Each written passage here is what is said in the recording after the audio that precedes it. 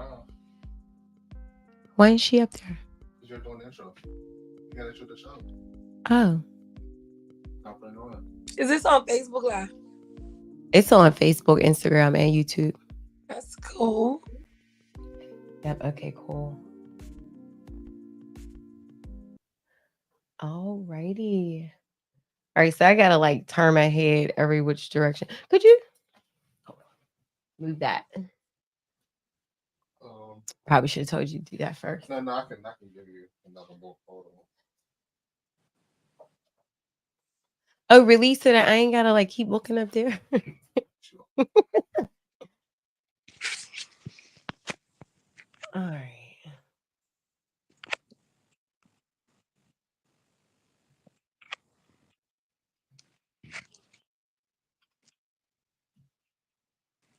Let me share my page.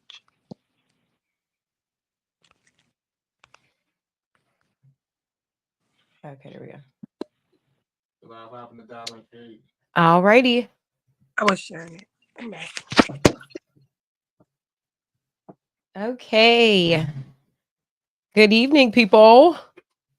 Here we go.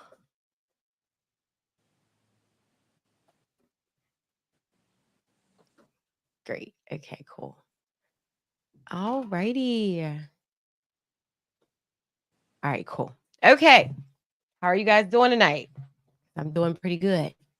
All right. So, first off, we're just going to start off with my introduction. Sandy Streets Podcast is a podcast for the awakening soul.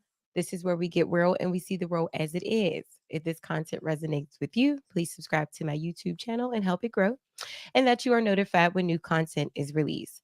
Now, let's heal the streets. So, I would like to welcome you guys to my special guest. So, if you could go ahead and introduce yourself. Hey everybody. I'm Diamond Gorman on Facebook at Miss Diva Diamond. I go by on Instagram. And yeah, hey, happy to be here. Great. Tell us a little bit about yourself. I'm from Pittsburgh, Pennsylvania originally. I live in Hampton, Virginia. I've been here for the last 4 years. I am a full-time entrepreneur where I specialize in the construction field, creating spaces for women in male-dominated spaces. I own both a flagging company and also a nonprofit, which is Ready Foundation, where we still specialize with helping women enter into leadership roles. And yeah, that's what I do. That's awesome. That is awesome. I actually did not know that. So that was some news to me. That's great. All righty. So we're going to hop right into the subject. So today I wanted to talk about the election. Now, first and foremost, I do want to say this. So, like, if you are new to my podcast, welcome. And if you are returning, welcome back. Now, my podcast was created as a platform for people to see life from a different perspective. Now, I'm always intrigued by the way other people think. So I do want to like, it's always a great thing for me to see the world through other people's eyes as well. And like what I like to promote is that we don't need to argue about things. Like, we can have disagreements and still maintain healthy conversations with each other, okay? So now I know that the election was something that was like highly talked about, especially on social media, especially for the last 2 days. Like, you've seen a lot of people be very angry about other people's opinions. Then you've seen people agree with people. You've seen people unfriend people, block people. So there was like a lot of stuff going on the last 2 days, like regarding the election. Now, I mean, we all know that Donald Trump, he is the president of 2024. So, but what I really want to do today is we're gonna see the election from a different perspective. Okay, because I love to jog motherfuckers' brains. So we gonna see it from a different perspective. So how do you feel about the election?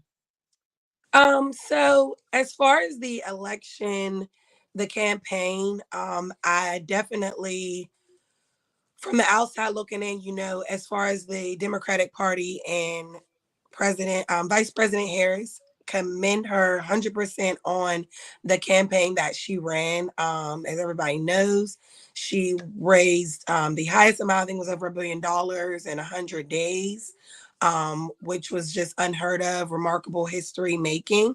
So from that perspective, the campaign was amazing. To be the first Black vice president ever of the United States, and then to be basically put on her to then now run for president when Joe Biden decided that he was not running Yeah, right. was just amazing, and for, all women out there, that alone speaks volumes to how, she was just able to jump in and do, as women, what we do. Just Right. able to just show up, show and really show and prove, get it done, have our supporters with them. And then even on the opposing party side, I didn't know until looking into it after the election and seeing, how the votes played out. But on a strategic level, because I am a very strategic business owner, and that's what my focus is: government contracting and strategic strategies. That's what I, make a lot of my money with business consulting on. From that Mhm. perspective, um, very brilliant, very brilliant. It worked clearly. That is why, he is the presidential elect. Um, and it's just, so on that side of it, whoever was running that Republican campaign, kudos to them. What they seen. You seen from that political aspect that was on in 2016, the election when he won, and then in 2020 when he did lose. Um, Right. winning, as a strategic business owner, he took exactly, the route that he took in 2016 was not the route that he took in 2020. And he took the same route in 2016 that he took in 2020 and he lost. But in 2024, he did come back and decide that I'm going to take a whole different route. And use really what, a lot of people wouldn't know is, his target audience, his market, and Mhm. as like you said about social media, he used those things to really, and I think just looking at both parties, the Democratic Party also used social media, but from a bird's eye view of what they didn't know. So kind of what they see on social media and what they thought that people wanted to go ahead and win those votes. And as we could see, that was not strategically the right move. But but like I said, the praise of that from the outside and just from being in the mix of it and being a Black female in America, what she did spoke volumes around the board. Right. Now, here's the thing, because I know that I had got a lot of backlash because I voted for Donald Trump. Now, there's actually a reason why I voted for Donald Trump, and I'm actually going to explain that a little bit later. But the thing about it is, now, who did you vote for, if you don't mind me asking? Kamala Harris, of course. Right. So you voted for Kamala Harris. Now, how do you feel about people who voted for Donald Trump? So for people that voted for Donald Trump that are in his class and that support what he believes in as a person, um, I agree 100%. For African Americans living in America, absolutely not. And the reason why, especially for a female, I just believe that because, like I said, from both sides of the playing field, I am a business owner. I've been self-employed for 4 years. I am in a higher tax bracket than most business owners my age. And I own a plethora number of businesses that are highly functioning and create and generate revenue. However, I'm still Black. And I am still in a place where, if we're thinking about why we're here to begin with, this is a place where I was brought here, made to be here and made to be a part of these laws. So I really look at it as people that are of color that did vote for Donald Trump. They It was more so of a thinking for me, and this is my perspective, is that it we as Black people are stronger together. We are completely strong together. We are a force to not be reckoned with in any. And as the consumers, as the educated, whatever, we are very good at unity. When we are united, we are unstoppable. Um, Yes. so many times. But there's just that little piece of America that I believe that we've been so conditioned to try to fit into America and where what equality stands for us, that we fall very short to the oppression and the oppressors, to think that we have a chance of ever sitting with them or ever being like them. And I feel like any, person of color that did vote for Donald Trump, they got you with that. And that's a strategic part of it. It's like for now, we're divided. Social media is divided, women are divided, men are divided. And the only people that are divided is Black people. White people have went on about their day, as you can see from the elections. Hispanics all voted together. Asians all voted together. The majority of those votes were a unity. The only people that are split up and we're confused now is Black people. And from the statistics and what it shows is, if we were united, we don't know how it was going to go, but we can see how it didn't go with us not being united. And I just feel like, as Trump being a very successful businessman that he is, he understood that it's easier to cause division than to try to pick one side. So I'm going to try to divide them in the ways that I know, which is gender, sexual inequality, which are oppression natures that were pushed on us as Black people that we fall short to, a lot of. And I feel like, so I don't know, Sandy, like I'd love to hear why, shed some light on why, and what was your driving factor, and then now how do you feel with the division on your shoulders? So here's how I feel about that. Now, there was a specific part in the Project 2025 where they talked about that, oh, if he becomes president, that he was trying to take us back to slavery. So that was something that I actually wanted to talk about, because so with me, how I look at everybody, I feel I'm I I'm with spirituality. So under that law, we are all one. Okay. But we live in a world that defines us by the color of our skin. It's always Black versus white. If you're, Latino, Hispanic, it's this. If you're like, there's so many things that are there, just like you said, to separate us. But in reality, we are all one. Because if you take all of that out of the picture, the only thing you have standing left is just human beings. That's it. Everybody has their your unique purpose, but at the end of the day, we're all one. But here's the thing about that. Like when we talk about slavery, when we talk about color, and going back to like the slavery times. Now, here's the thing, because I truly believe that everything happens for a reason. So like when I was writing this, I started like thinking about exactly why things are the way they are. So has it ever crossed your mind that back when we were fighting to have these equal rights, why did it happen? Absolutely. My minor is African studies.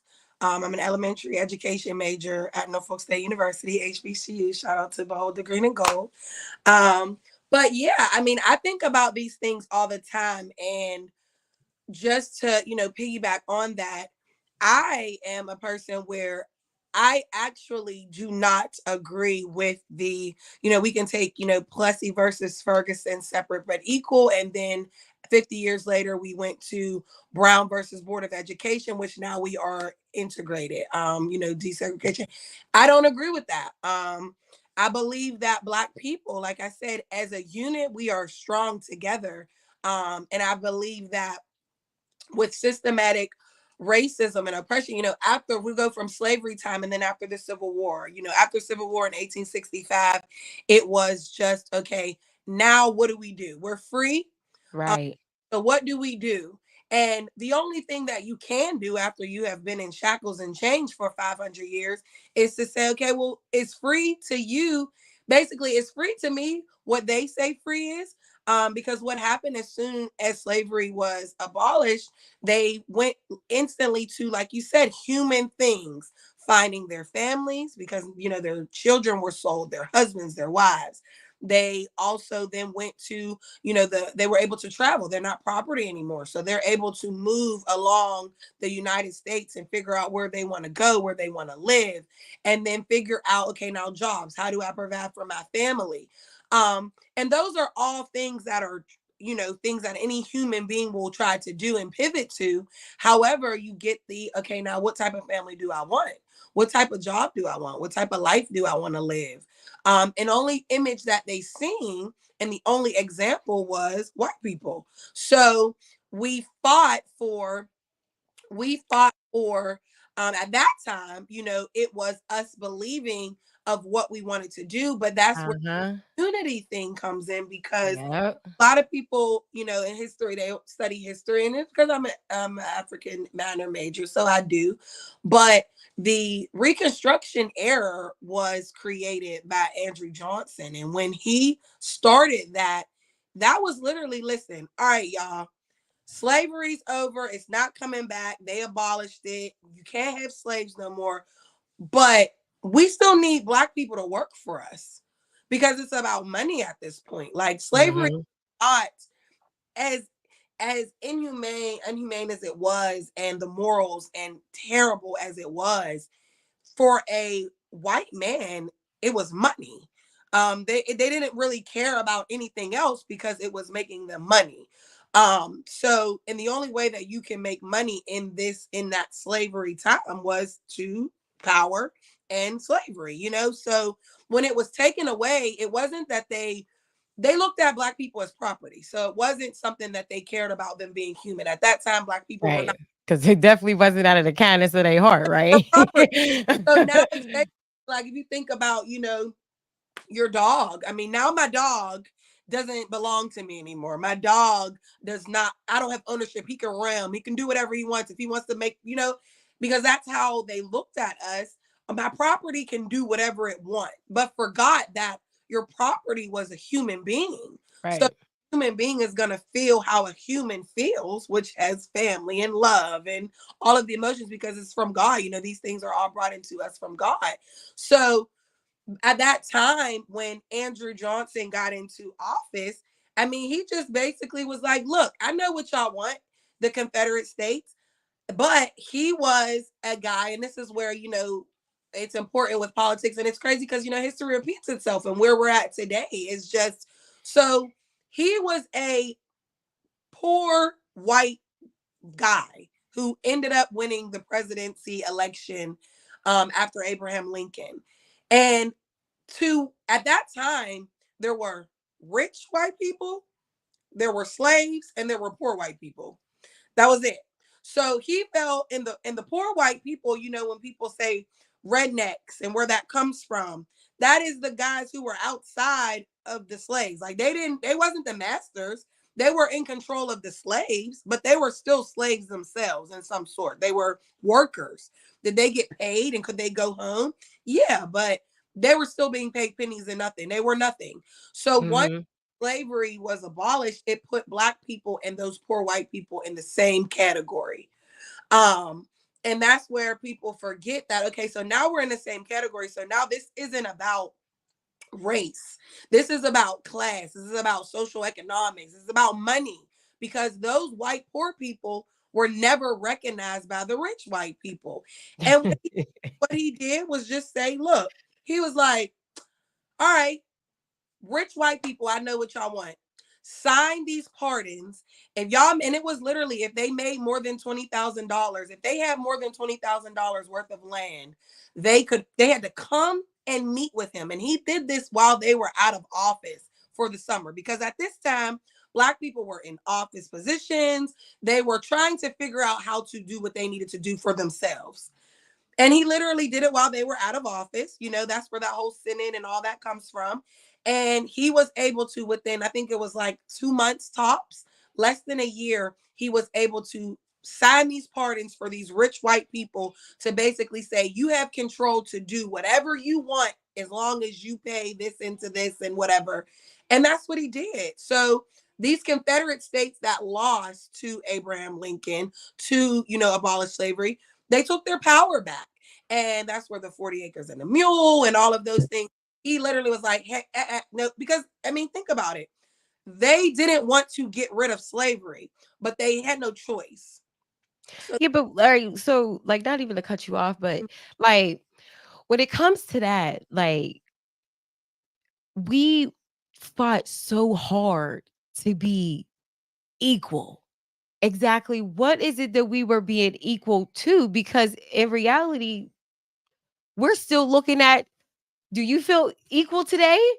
no. No. Like, you see what I'm saying? So it's just like, exactly, like, where was Well, why would you want to be equal to something that could be defined as inferior to you as well? I mean, we had all the technology, most of the mathematics and things, chemistry come from Africa, come from the homeland. So we had a leg up on technology and things of that sort. So why we want to be equal to what we consider inferior?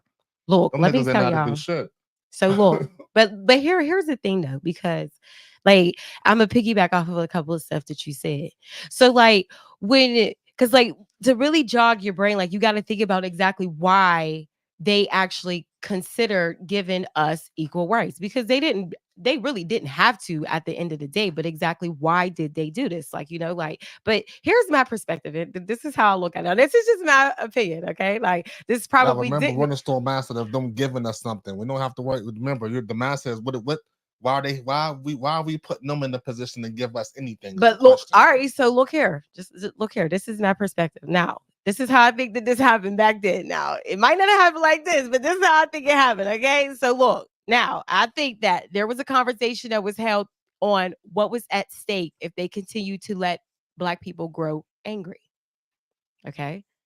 Now, the fear resided in them, and because they seen firsthand that what Black people are capable of when they are together, so they made the decision to give us these quote unquote equal rights, or make us believe that we are equal, because they know that we are stronger together, and that if we because if they know how strong they are. Okay, so if we know how strong we are against them, they'll lose their power.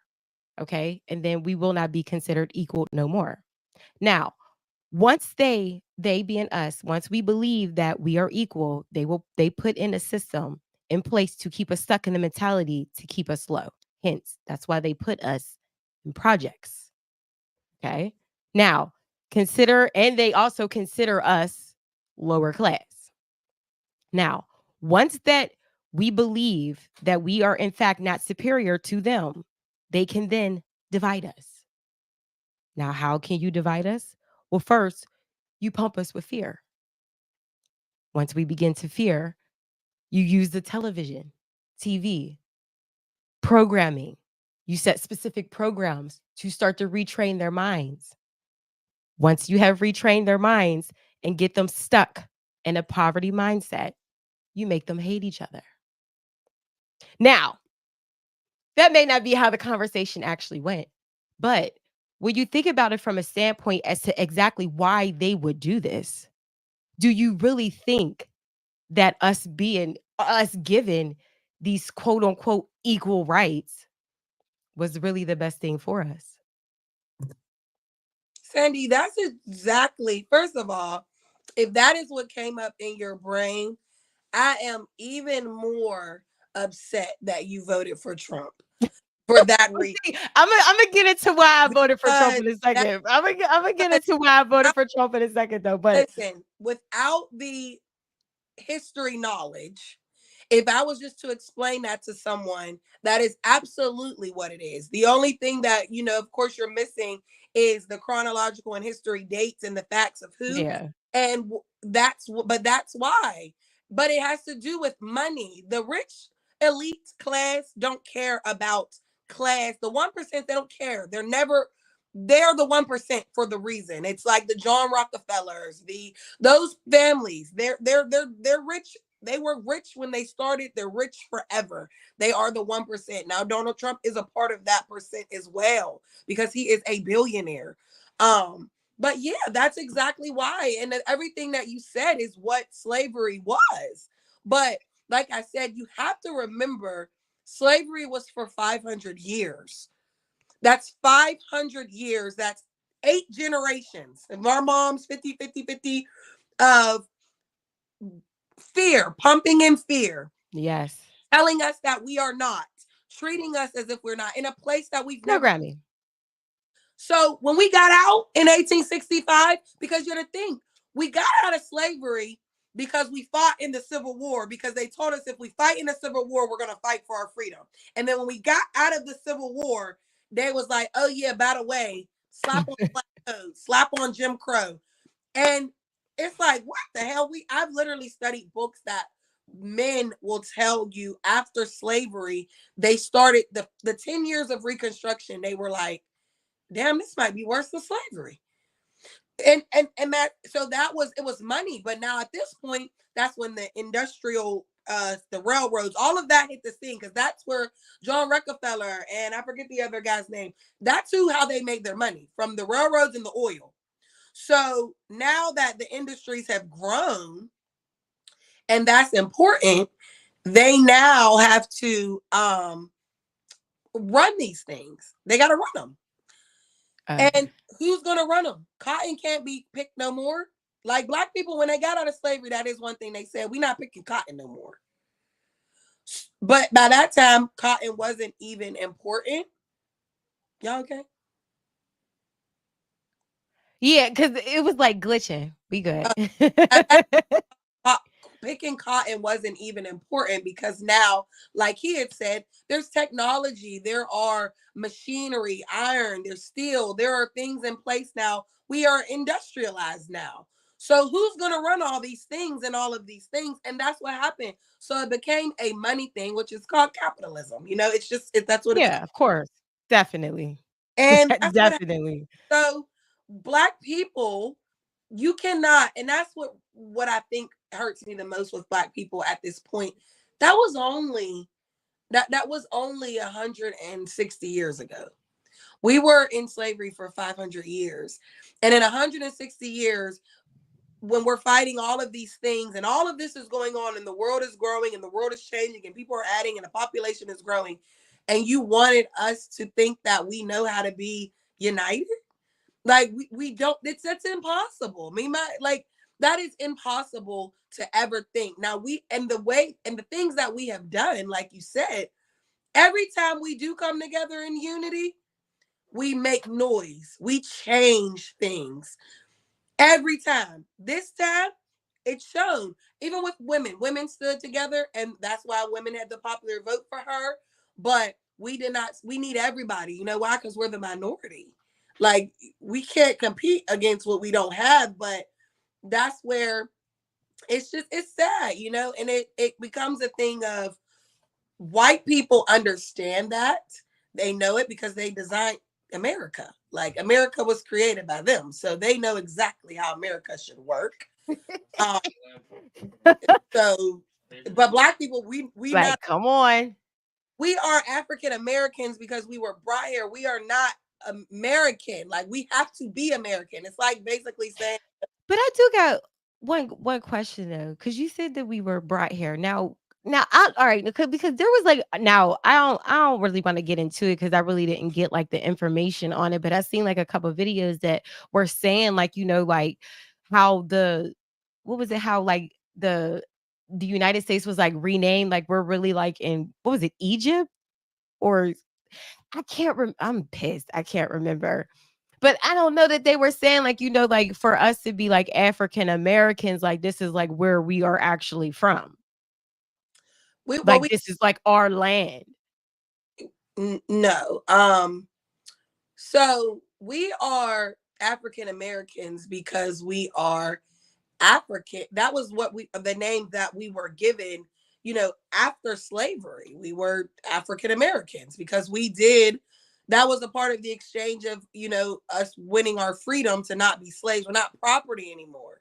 So now we are African Americans because we are Americans that are of African descent. That's it. Like we're they never, white people never faulted that they took us from Africa.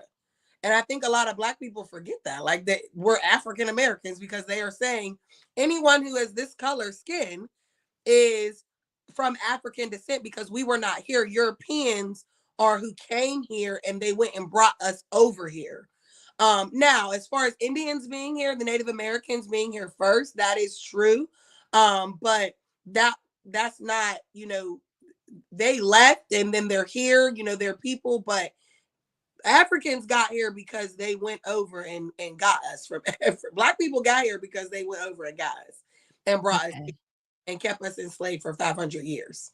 All right. Yeah. Cause I mean, I wasn't really like 100% sure. I know that I had like seen it on a couple of reels and I'm like, but I never like really like dug into it. So I just wanted to see if you had some insight on that. But now, here's the thing though, because if here's one thing that I always wonder though, like if we never fought to have equal rights, where would we be right now? Like, I like how I think about it and how I look at the situation. I really feel like that we fight to be equal with, how can I say this? With it's like we fought to be equal with people that we're not even equal with.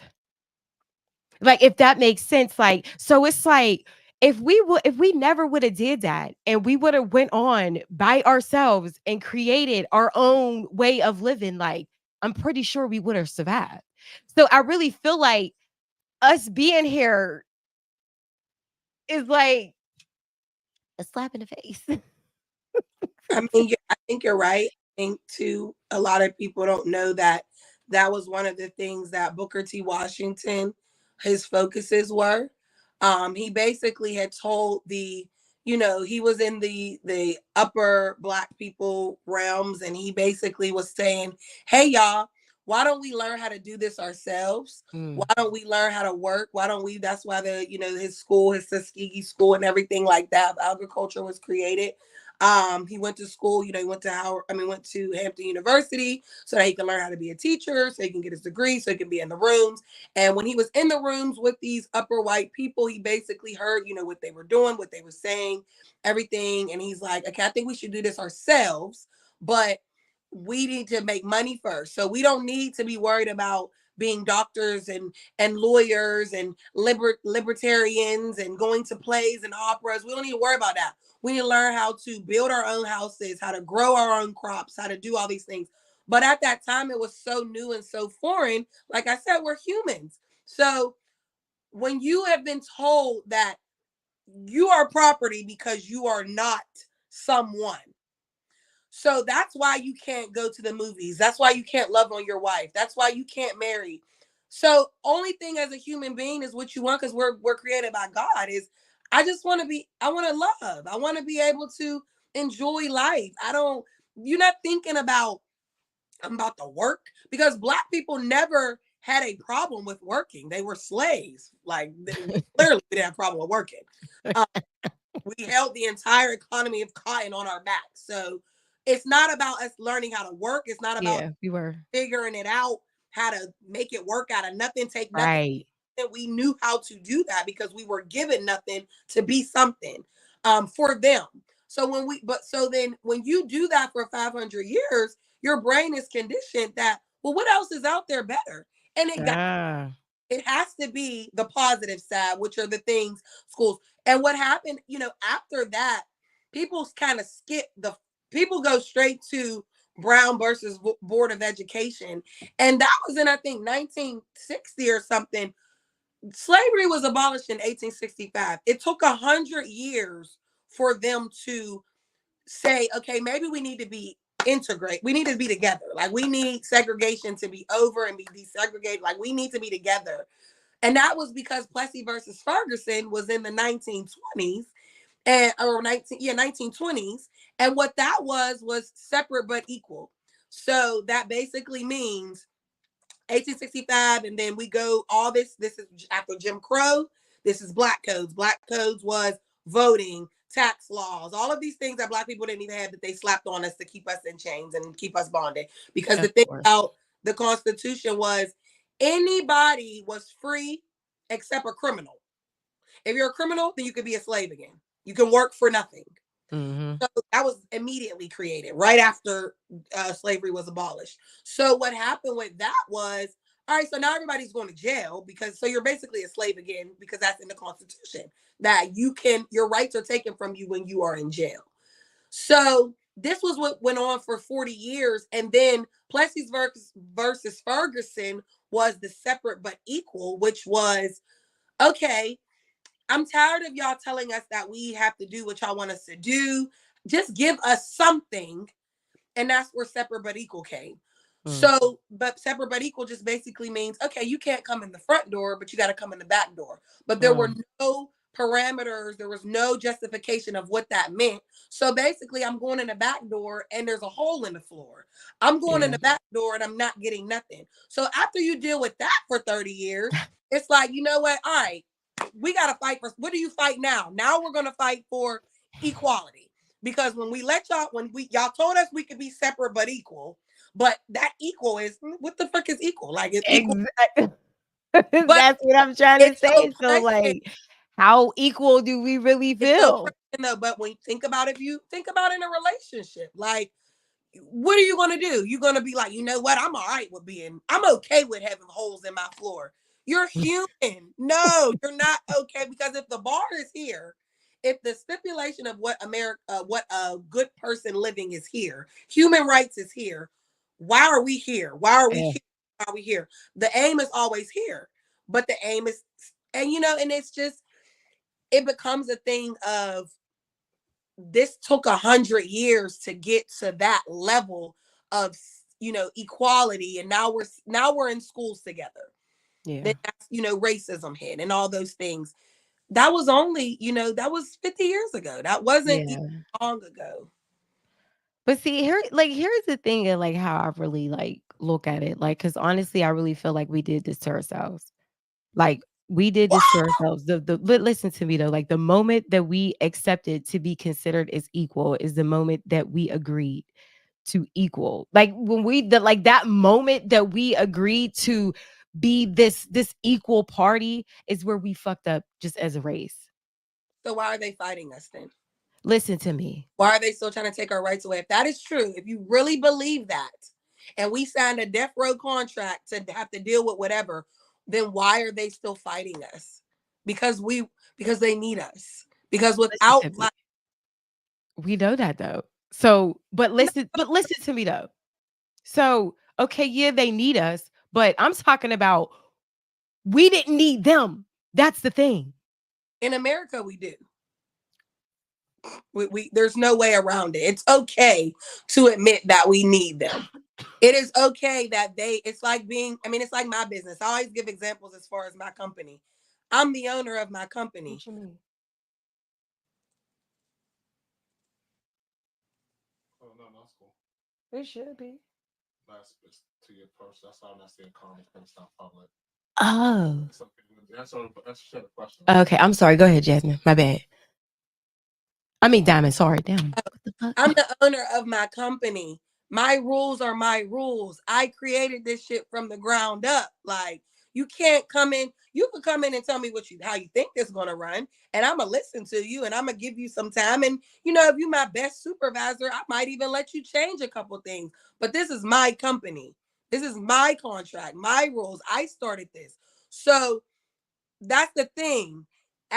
Capitalism is so important, and nationalism is so important in America, because first you have capitalism, which is one person is running this. You got to do it this way. This is the way. And Right, then, but hold on. Before you move forward, like, what if we didn't do it that way?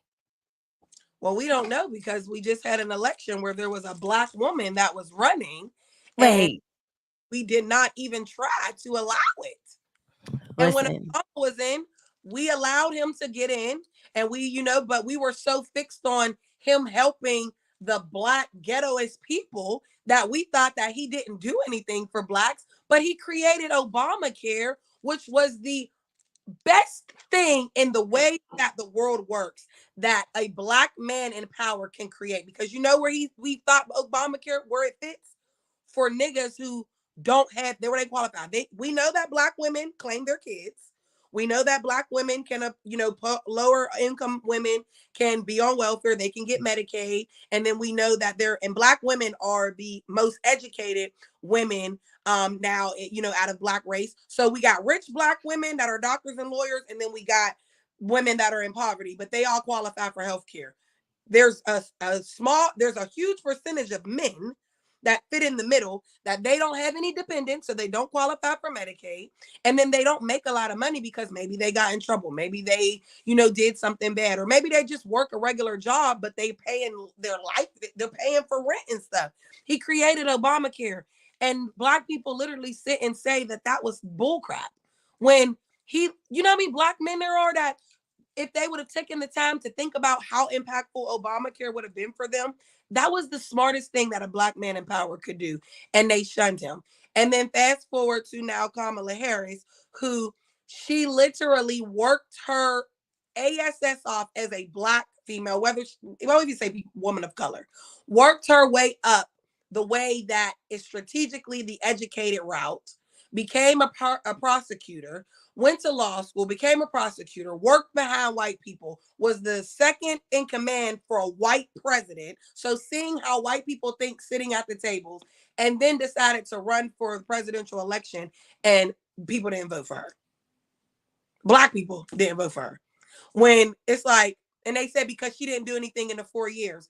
And that's where it's very sensitive to me, because in those 4 years, she actually created what was called the Workforce Innovation Grant, which is the infrastructure $7 billion grant, which it approves felons and low income families to get grants to go to receive trades. Literally. Like, they created that. That's what they spent 4 years creating, that $7 billion contract, which I've trained over 100 felons, provided jobs to over 75 felons. No record, no nothing. You could work for my company, change their lives. I have 6 individuals that make over 6 figures working for white Fortune 500 construction companies, all from that grant. And I've done that all in the 4 years that she's been in office as a vice president. Now they're Republicans did not care anything about that, and that grant and that $7 billion for infrastructure is not going to be something that is primary. And when you think about our Black people as whole and how we are, mentally unfit, and we don't know what's going on, and we don't stick together as a unit. I mean, what about that grant was, helping us get a little better, and we said no. We said she didn't do anything, and it's like, why? Because we could have taken all of that money that the Democrats were trying to throw at us and trying to help us in the way that they understand strategically we need to be helped. Because that's another thing. You have to realize that white people in power and these people that are in these rooms, these high places like Kamala Harris, they know what Black people need, not what Black people want, not what we think we want. They know what we need based on the economy that they live in, because they have already lived it and they've worked their way up to sit in those seats. So when she's hearing in these rooms, oh, Black people want to see Cardi B and they want to see, Megan Thee Stallion, she's hearing that from white people because that's what they think that we want to know. So she doesn't know these things. Why? Because when she tries to go talk to Black people, y'all tell her that she's not Black. So here's the thing. Because here is how I look at this. And I've been seeing this post, the people have been posting this all day. A system cannot fail those it was never meant to protect. So when you really think about what really be going on, as far as especially with Black people, at the end of the day, we here's the thing though. Here is the thing. I think that when we get out of the mindset of comparison, I think we'll be way better off. And the reason why I say this is because comparison is the thief of joy. So when we get out of the mindset of you're Black, I'm Black, she's white, he's white, high class, low class, middle class, whatever it is, and we start looking at people for exactly who the fuck they are.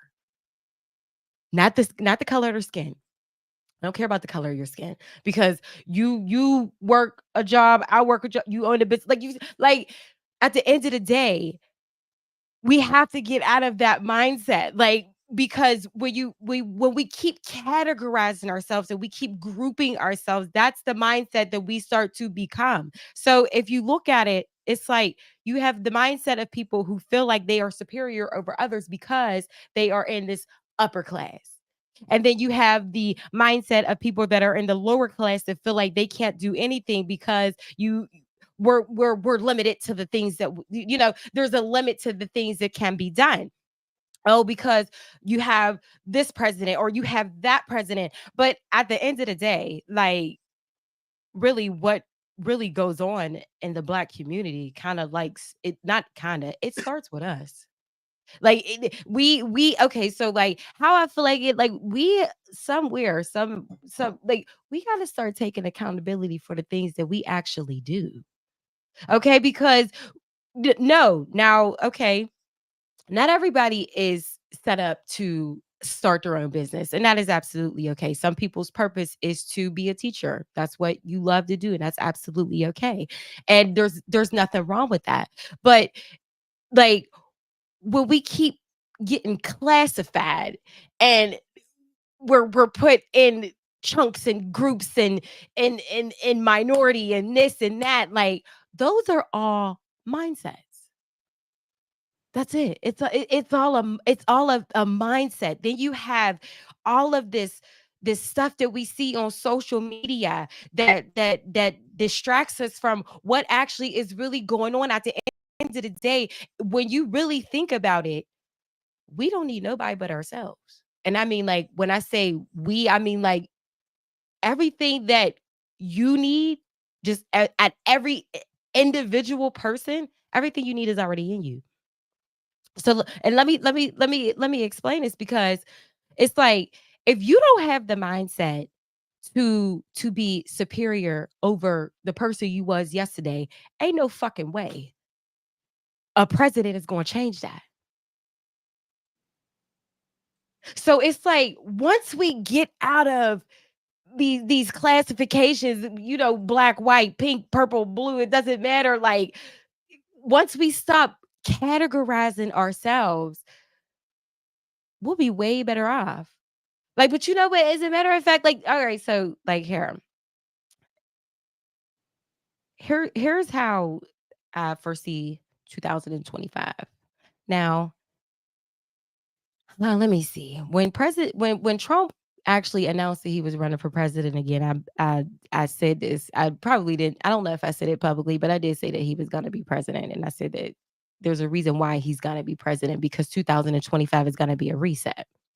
Okay, now I don't know how much you believe in spirituality and stuff like that, but 2025 is going to be the year of a reset, and we need a president that's going to do it. Now, in a sense of when you really think about the reset is not going to be pretty. It's not going to be nice. Okay. Now, how I look at it, I don't know what it's going to be, but I know that it's going to be big. Now, if you're familiar with numerology, I don't know if you're familiar with numerology, but if you're familiar with numerology, I think this is what the 12th year. So the next 2025 is the year of the snake. This is the year of the dragon. 2024, the year of the snake. The year of the snake is rebirth, reborn. So the world is going to reset. So something crazy is going to happen next year. Okay. And most likely, who would be the president to do it? Like, you see what I'm saying? But these are things that are already like, like set in stone. Like, so like I know like when it comes to the election, it's like, oh, because we're black, we should have did this, and oh, because you're white, you should have did that. At the end of the day, a lot of people voted for who they voted for their personal reasons. Like, and like now when it comes to why I voted for Trump, honestly, I voted for Trump because of me knowing that with the reset, the president that it needed to be done under. So honestly, it had absolutely nothing to do with my tax bracket. It had absolutely nothing to do with my skin color. It had absolutely nothing to do with the economy. This is how I felt on a spiritual level.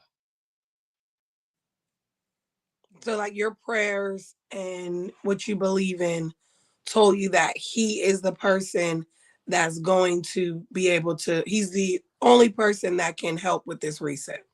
Oh, no, not help. Do, He's not going to help with the reset. what do you mean? So what I mean is that most likely he's probably going to cause it. He's going to cause the reset. So you, okay, so you voted him in office based off of the reset. So what is the opposing party, why she's not capable of doing the reset? No. Okay. So, all right. So, in reality, Like, how I look at the situation is, would you rather have him be the cause of the reset? And now it's like, oh, now we see.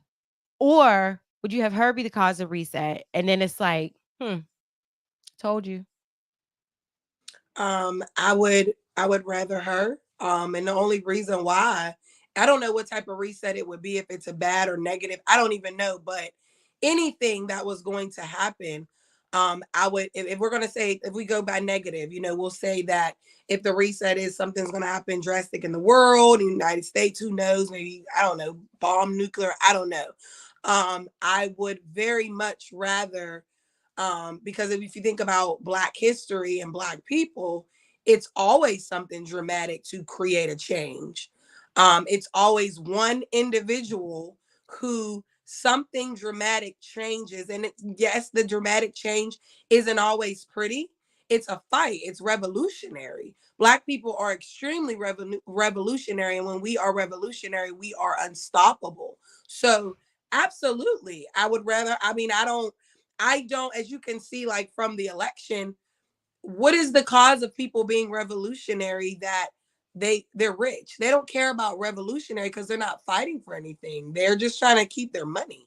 He's just trying to keep his money. So he doesn't, and I feel him as trying to keep your money. And being in office as president, what's a better way to keep your money and to be able to create rules that allow you to never have to lose your money? What's better than being the president of the United States? Because that's who makes the money. Um, so I don't know. But I feel like even with that, even with your spirituality and what you believe in, because I'm a Christian and I believe in Jesus Christ and that he died for our sins. But what I will say is America is a place where um, we can be, we can express our religion. We can say it out loud. I can put a Jesus Christ sound on my door and no one is going to harm me, but that's only in America. That's only in America. There are other countries all over that they have to go under in the caves. They have to hide. They have to go in their basements to praise Jesus Christ. Americans wouldn't last 2 seconds in those places because we would jump ship. So even with that spirituality thing, it goes to, for me as a Christian, and when I hear people say, as far as being a Christian and Diamond, you should think about it like this, and you should think about Black, brown, purple, everybody is one because we're all under Jesus Christ. At the same time, we are able to express that we love Jesus Christ in America. And that alone that is comfortable for me to stay in America because I know for me, I'm not gonna die for my faith. I know I'm not in a capacity, a headspace that I'm gonna die for my faith. At this level in my life, I get too distracted on other things. So I have to be in America to be able to praise Jesus Christ, because if I was in another country where it's banned upon, they would stone me. They would kill me. People are still dying every day. They have to, so I think Americans take that for granted when we use the spirituality thing and then we mix it in with politics. But if we, bringing the Bible or spiritual things into it, God says there is a God. He's a God of order. He's a God of rulers and creators. So following the ways of the land is in the Bible, and the ways of the land, we are in America where we have to follow policies and procedures.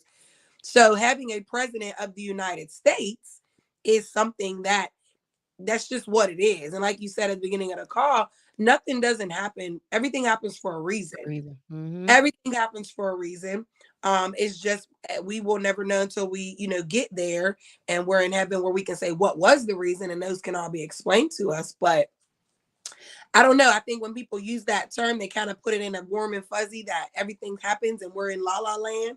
But we're in a war. We have seen this election has shown that the cookie cutter woman does not qualify for candidacy that is overqualified. And then it also has showed on the other side that a man that says things like, I would have sex with my daughter if she wasn't my daughter, and I'll grab the pussy by your hand. He is now president of United States. And he's a billionaire, which basically means that the equality thing that America, both on both sides of the playing field, that equality thing means nothing. It just means that if you have money. Right. So why is it that so here's what you know what honestly this is how I really like look at it because like so the reset of course is going to be negative. And the reason why I asked you that was because now when it comes to what president I would want that to be under, it would be Trump. And the reason why I say that is because when you have this reset, he's going to be the one to blame, not her. So that's kind of where I was going with that when I asked you, like, which president would you really prefer on the reset? Like, like, so yeah, of course I would prefer Trump. Like, like because now it's like, all right, now the blame's not on her. Now you got this billionaire white guy that says all of this and yada yada yada and can't control the fucking nation. Now, but see, here's the thing though. Here's the thing though, because it's like, people have to be shown things first. Like, we can't control what people say, we can't control what people do, but at the end of the day, people will see what's really happening. So now, here's the thing though, because the thing that really is like getting to me is that like honestly I really feel like it's time for us to wake up. It's time for us to wake up as a nation, but more importantly it's time for us to wake up as a race. Now here's the thing, because when all of this occurs, what if it does set us back? What are we going to do? What are we gonna do? What are we gonna go crazy to the point where we gonna kill each other, or is we gonna come together and make this shit work? Because it's like when We've you come too far to get set back. come on, but listen, I'm not Whoa, necessarily talking about like setback to slavery, but I'm saying like like what if we do like experience like some type of setback, like like it's called modern day Jim Crow, which we are, if you read Project 2025, there are things of modern day Jim Crow, which would take, you have to look at the minority. If it is saying that rich people have to do this and this is all they have to do to be able to qualify for this, that leaves poor people. When you look at the economy, there is 45% of the population of poor is Black people. So that's, yes, a setback. but why is that? That's a set because we are 500 years behind. Trying to catch up in 100 years. Like if you've been riding your bike for 5 years. I've been riding my bike for 1 year. Right. So like he said, well, how about we not catch up at all and just not decide to play the game? How about we try to, like Okay, not even try, like, but see, here's the thing though, because it's like, how many times have you bounced back from nothing? I, I've only bounced back from nothing maybe about two. I will say this because someone asked me that before. I was never in the level of nothing. I did not grow Okay, up so not from, necessarily. All right, we'll go with, because but nothing could be yeah, like, like okay, so let's just put it like this. How many times, especially as a mother, have you bounced back with I've grace? bounced back. But bouncing back is we have Black people. we are sitting, me and you are sitting on this podcast, and we are Black people on social media talking about whatever we want to talk about. We can say white people, Black people, purple people, whatever we want. That is an accomplishment. Even though people take those accomplishments for granted, being able to vote is an accomplishment, because that was something that in 1920 that they took away from us. Women did not receive their rights to vote until what, the 70s. These are accomplishments within 100 years, which is remarkable. So you have to think about, when you think about white women never cared about voting. They were not voting forever. And then as soon as Black people was like, hey, we are able to vote, and that became a question, then white women were like, well, what about us? And you're like, bruh, like, what the hell? Y'all wasn't even worried about voting. And then it became important to them. So then now it's Black men are able to vote. So why can't white women vote? So then now white women get their rights to vote. Then Black women get their rights to vote. So, and this is all, they've been around to vote. They didn't want to vote.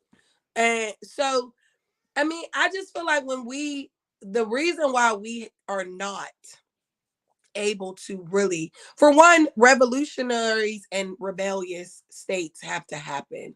You have to bring fear. You're in America, fear is what they respond to.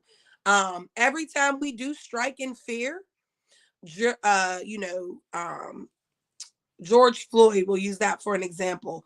We were so shaken up and we were about to spaz out, and what did they do? All right, we're gonna give y'all what y'all want, because it's just what it is. You know, like every time we boycott, every time we shake the room, every time. And what people fail to realize, as far as like the civil rights era with like Martin Luther King and stuff, that was a PR stunt.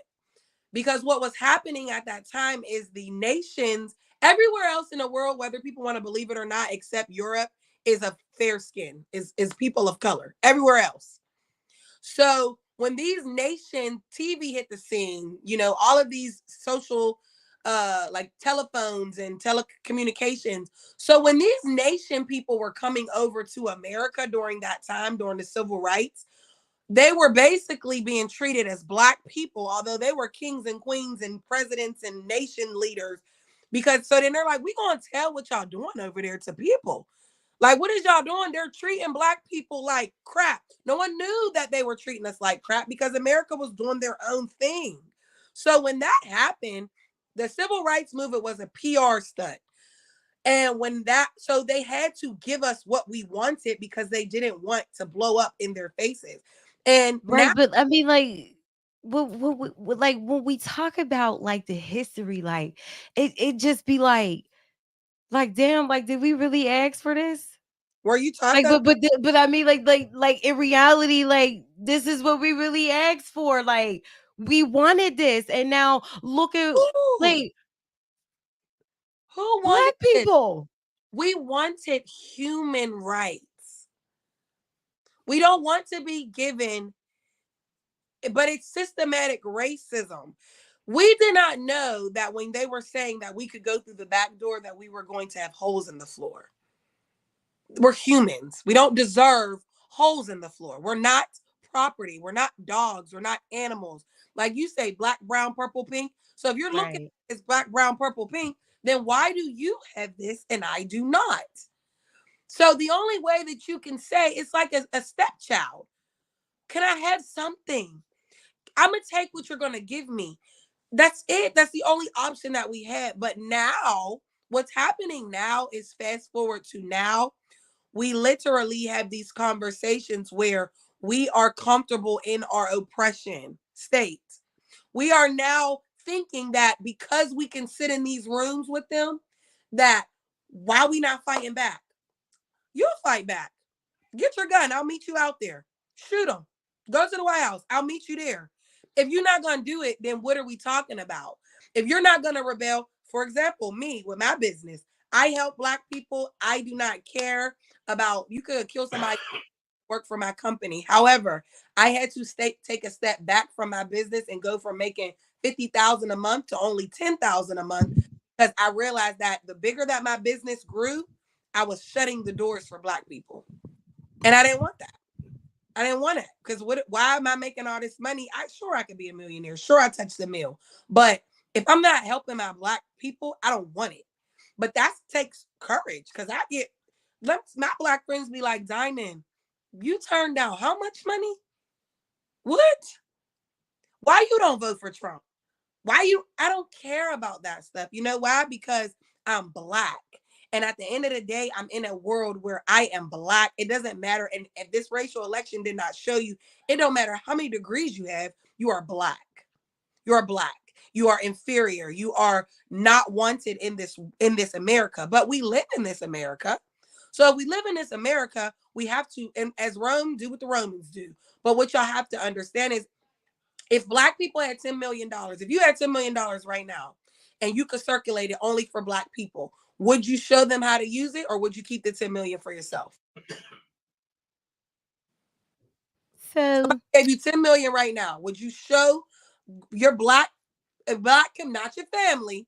You say, all right, let's break this 10 million down and let's learn how to circulate this 10 million over and over and over. I don't care if I don't have it because we all gonna be equal. Would you do it? yep. How many people do you know would do it? I know I would.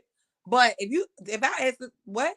But see, but you know what? Here's the thing though, because what it is I don't think that people know how to create the circulation of the money. So it's like when you think about it from a perspective of a person who has a mentality that they're always going to be in poverty. Now you're looking at a different circumstance. You're looking at a different situation because at the end of the day, yes, we do want to help our own kind, but at what cost? Like, like here's the thing though, because we could say, and like don't get me wrong, I love my black folk, but at the end of the day, like we self-destruct. We do this a lot. We see it every day on social media. We're in a And then it's like, then you have people who want to help us, but how do you do that? When you first have to break the mindset. That's where we have to start with us, our own community. We have to break our own mindsets to get out of the mindset that regardless of what you say or what you say about me, regardless of the color of my skin, regardless of the classification that you have put me in, I can do whatever the fuck I want. And I'm okay. So let me rephrase that. I can do whatever the fuck I think. anything put your mind to. Anything you put your mind to it. So it's like But okay. So it's like, what will it take for us to get there? What will it take for black people to start waking up, to start breaking that mindset, to start saying, you know what, it's enough. It's enough. That's why. for Trump would have been This is would have been why I think that this is would have been. why, see, everything happens for a reason. So now you got a president that's going. Oh, when I tell you, this is But think about 2025 is going to be a reset. But I promise you, it imagine, might be the best year for Black but people, so that imagine, we can get out of this motherfucking mindset that we can't do nothing, that we just poverty, that we just low class, that we just this, that we just that. Like, I really think that 2025 could be a reset for us too. but Get what out of but that God fucking mindset. have to. That's where I tell people when I'm challenging them.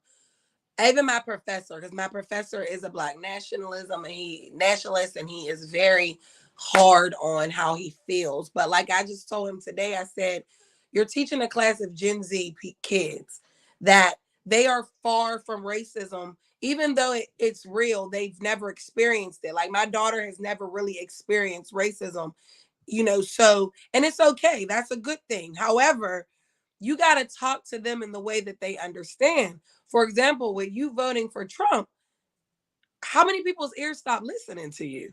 I Yeah. can listen to you because and I'm I mean, I get that. I understand that, but like like what you about it's to the tell me? logic. It's my logical thinking behind But it that when you are it's a little bit different when we come Luther face King, to face with the right? actual decision, and how I look at how this could be better for us as a race versus uh a country. Well, not even necessarily country, because you know what? Honestly, I really feel like that this would be better for us as a country, but more so for us as a race. Like I like it's just time to get out of this mindset. It's time for us to elevate. It's time for us to go into a higher level of consciousness. Because let me tell you something. If the as long as we continue to think that we are a minority, as long as we continue to think that we are low income, we are low class, that we are middle class, that we are this, we are that,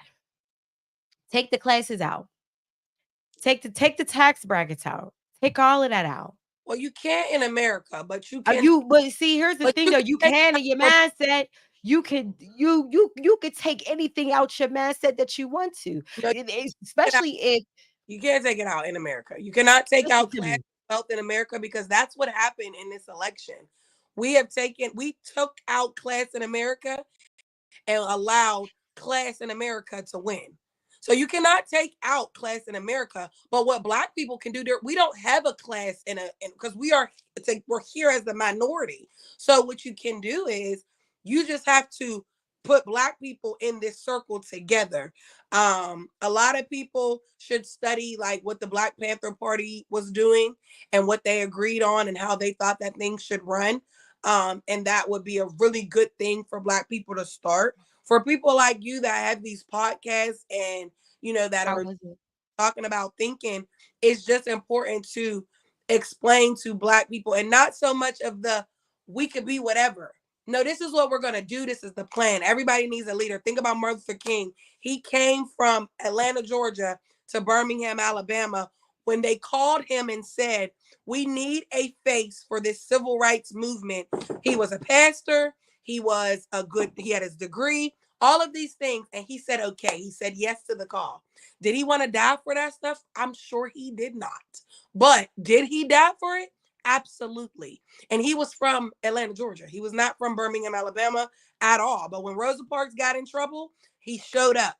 That is what we need black people to do. But you got to start with a leader, someone that's going to do it and use their platforms, but have a plan behind it. We can't just be nilly-lilly saying, oh, we can be whatever, we can do whatever, because that's not realistic in America. Now, if you want to go and move to Canada, go move somewhere else. And yeah, you could be, because they don't care about stuff like that. But here in America, if y'all want to stay in America, if black people want to continue to grow in America, if we want to change the odds and beat the odds and remain humble in America, then we have to play it with America and understanding that if America has $10 million, we only have 1 million, and that's okay. Because within that 1 million, we're going to make sure that we are okay as a people. We're not going to worry about the 9 million. We're not going to try to close the wealth gap, because we're never going to close the wealth gap to compete against white people, because they are 500 years advanced. So if we would focus on that. So like I said, as far as consolidating my business, it was because I don't care how much money I was making, because in my brain, I felt like I was taking from black people.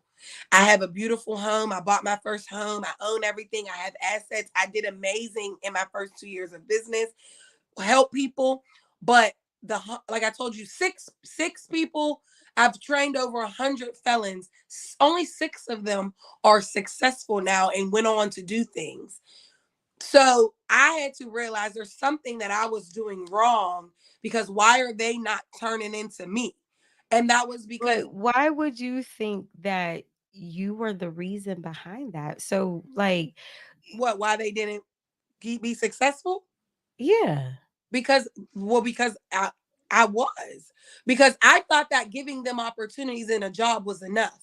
And we clearly see that it's not, because we have trauma and stigma from our mentality. So me going back to school to get my PhD was for that reason.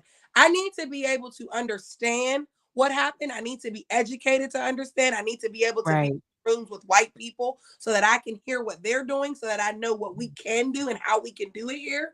And that's why I went back to school. But a part of me going back to school was strategic, because, but I had to take a pay cut, you know, and I had to, Yeah. but I'm for the cause and I'm for black people, but also I am also very serious. That's why, you see me on social media. I am authentically myself, and I make my lives and I go live and I say how I feel which a lot that happens when people think Black people are so focused on trying to be white and how they think that people should act with money, how they think people should be. And that's not us at all. We're Black and we have our own problems, and we could get on here, we could talk, we could cry, we can vent, we can say it. We have to be able to accept each other and not put ourselves in these division categories. And that's but somebody got to start. Somebody has to change to want to start the change and actually be serious about the change and not care about everything else. You got to care about Black people as a whole, not pink, purple, brown, Black. You got to care about Black people. That's it. Black people. Worry about Black people. And Black people, once Black people understand that we're worried about Black people and only Black people, I think Black people will do a lot better.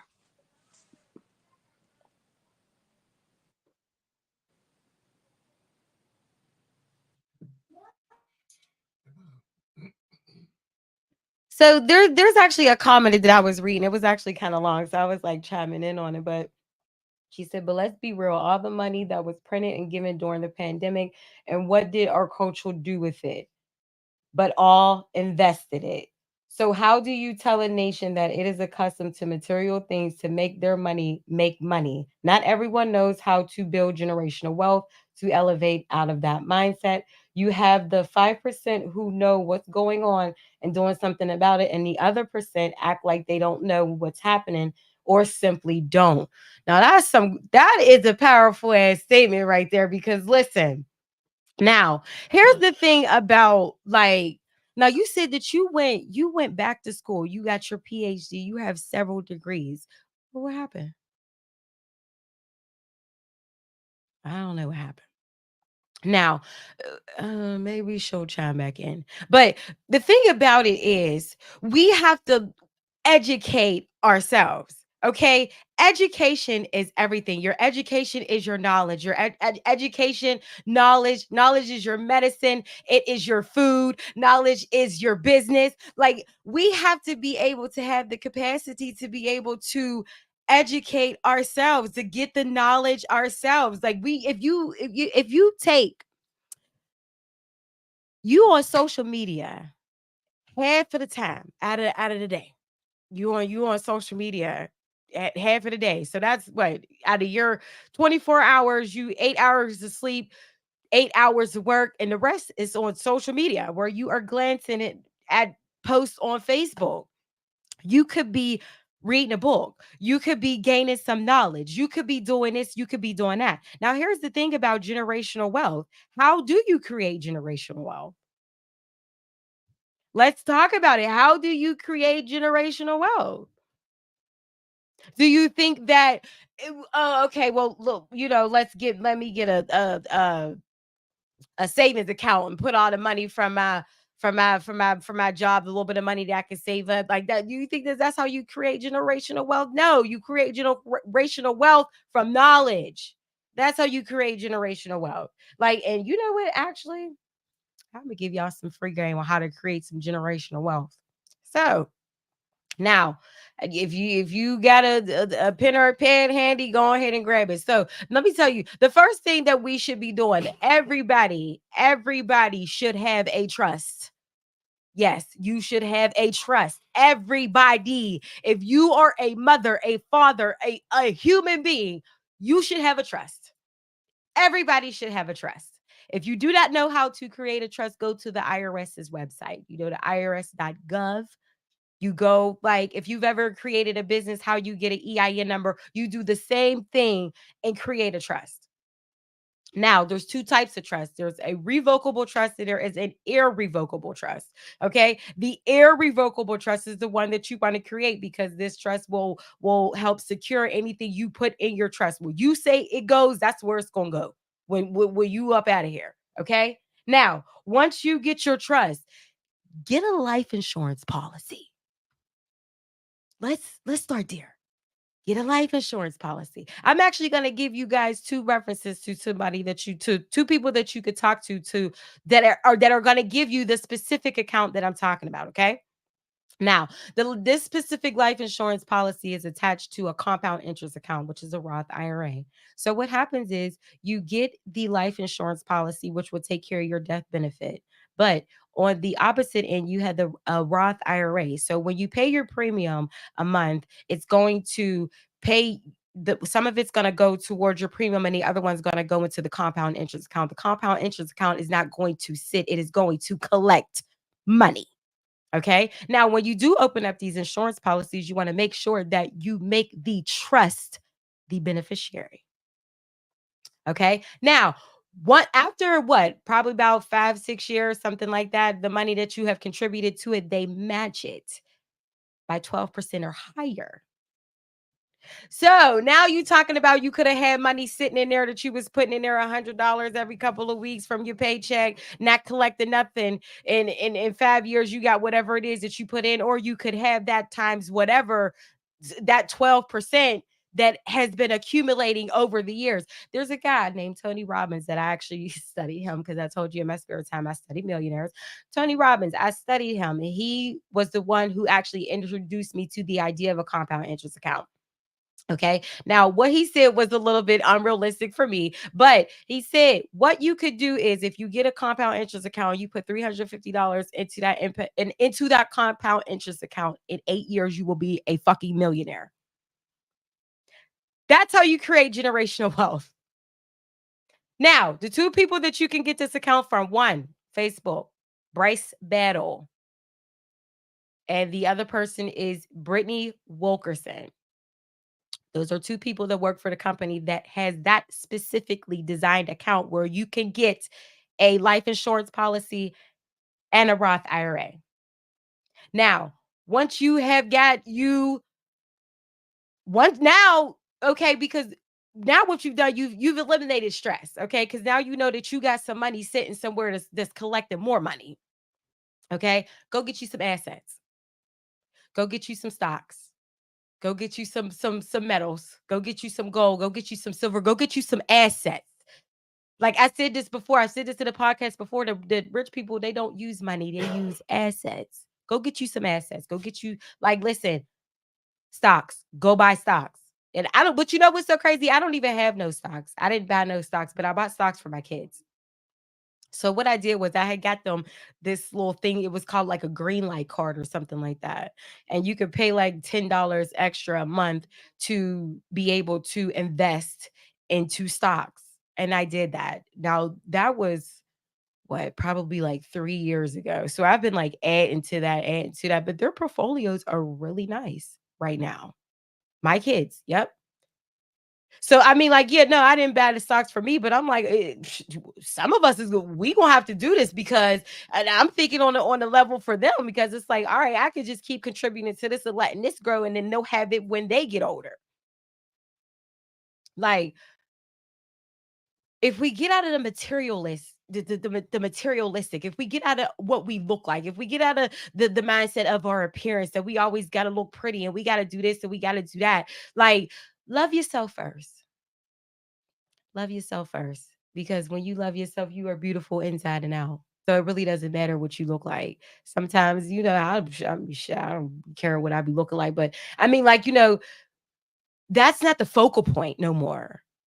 That is not the focal point no more. Like, especially now that we are in the era that we are now, especially from the president that we have now. Like, I think it's time for a reset. It's time for us to it's time for us to tap into our higher levels of consciousness, because let me tell you something, this physical stuff ain't gonna mean nothing.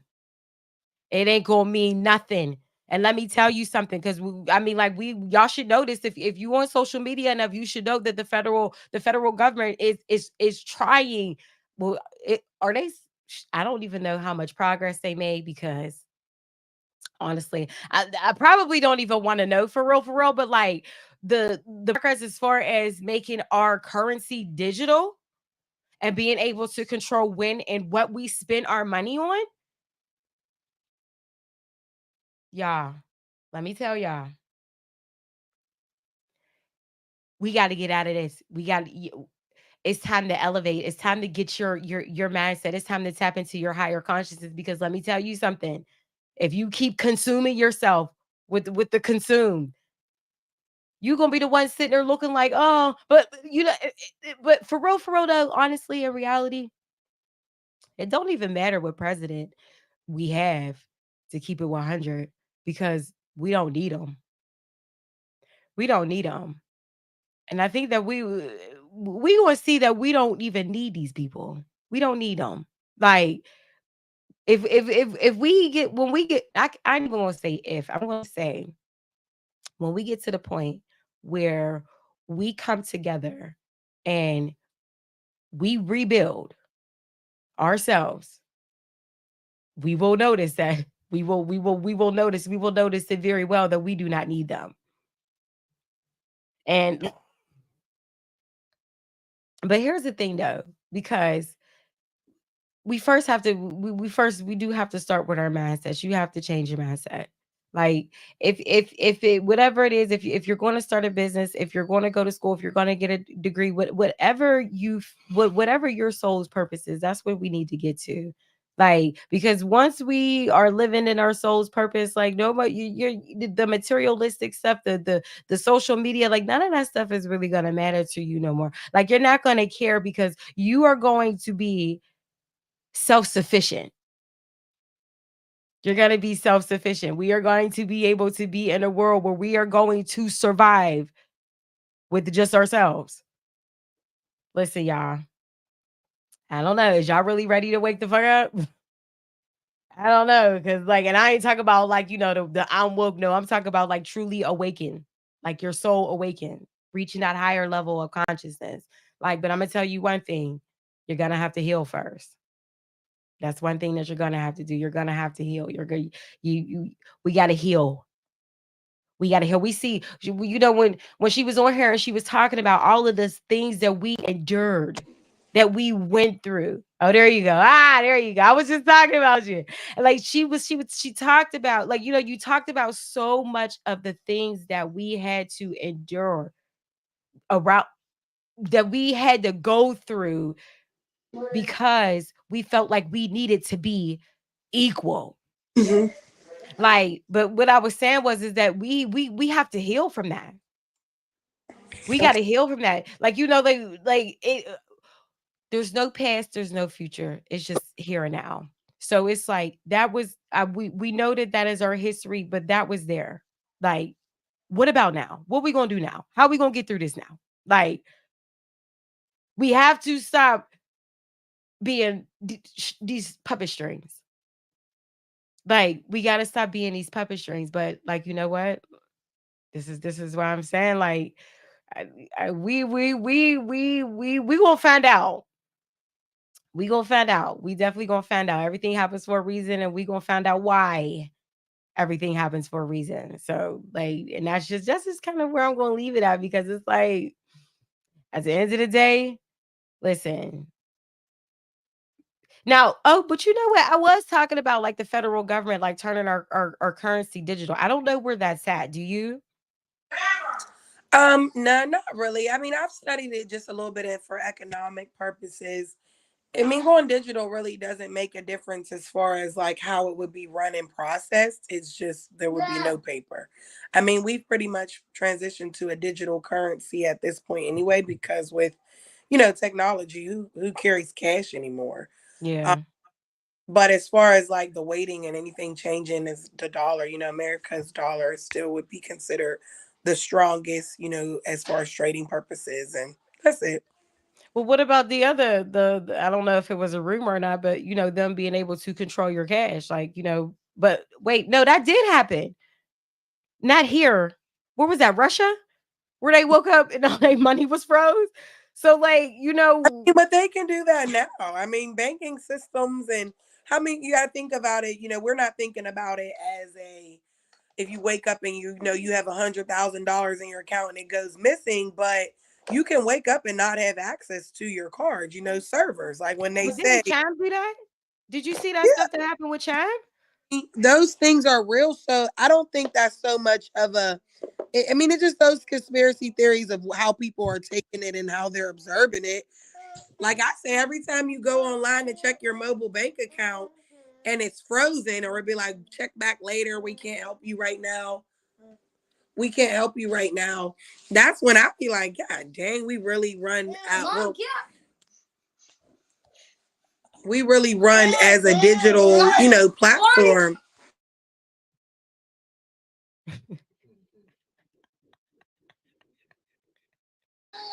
My mom and my time's up. But yeah, it's like we're really in a digital marketing anyway. And it'd be like people really don't understand how much of an impact technology now has on everything, Oh, everything.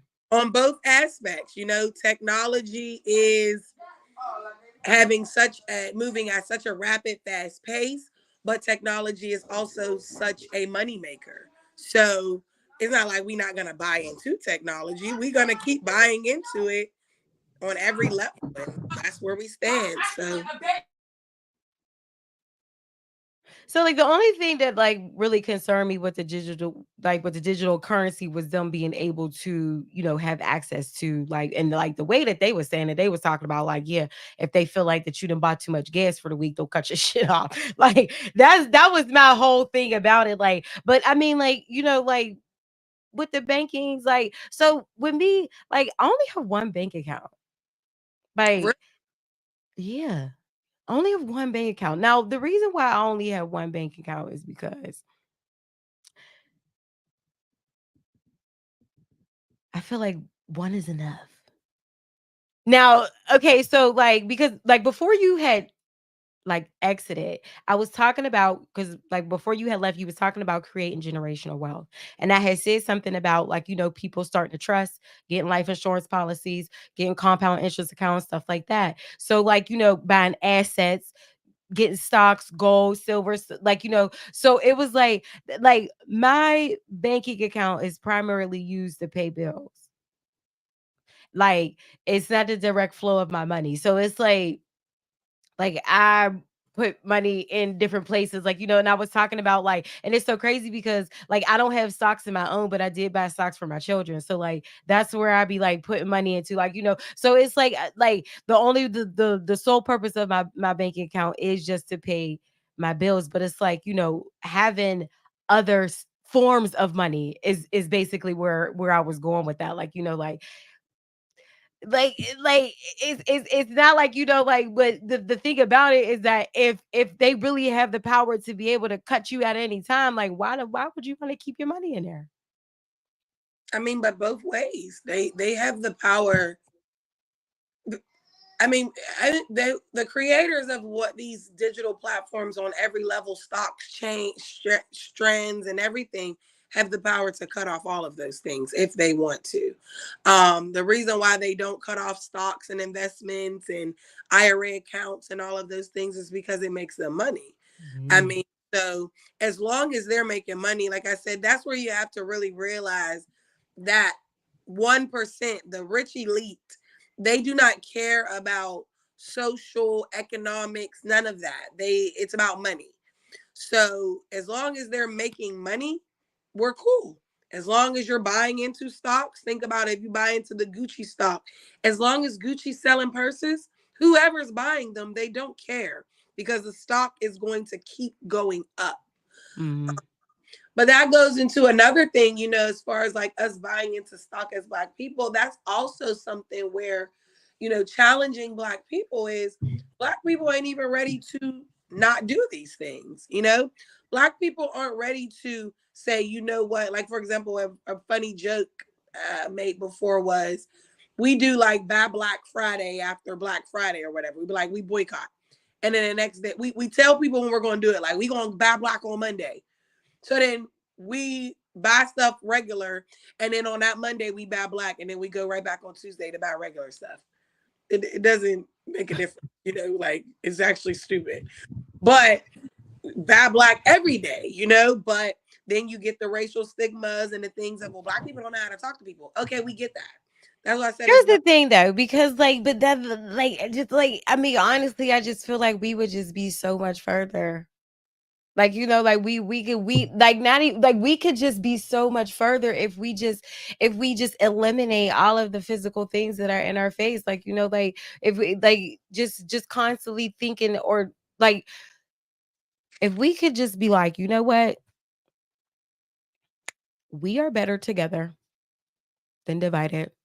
We are very Like, if we could just get to that mindset where it's like, you know what? Like, we can have our own banks, we can have our own schools.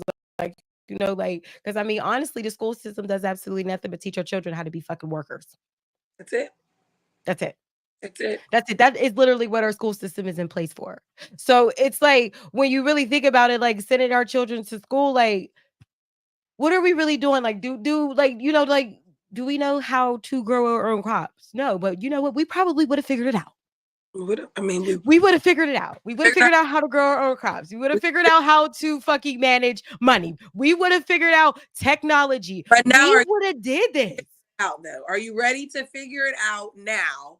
And I said I'm ready. I'm ready to rebuild. like, I am ready. because it's one thing for me and you to be ready. Are you ready to figure it out and then also take John, Jacob, and Leslie, who they're going to complain all the way? No, but see, that's the thing though. Take Here's them the with you. thing though.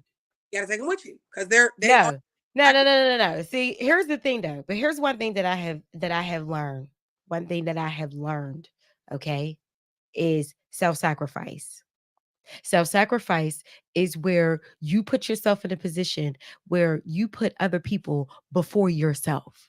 Now, self-sacrifice is a learned behavior, but it's not narcissist to put yourself first because at the end of the day, who the hell else is going to do it? Okay? Like let's get out of that mind frame too of if we are if we put ourselves first, if we love ourselves first, that is somehow selfish. That's not selfish.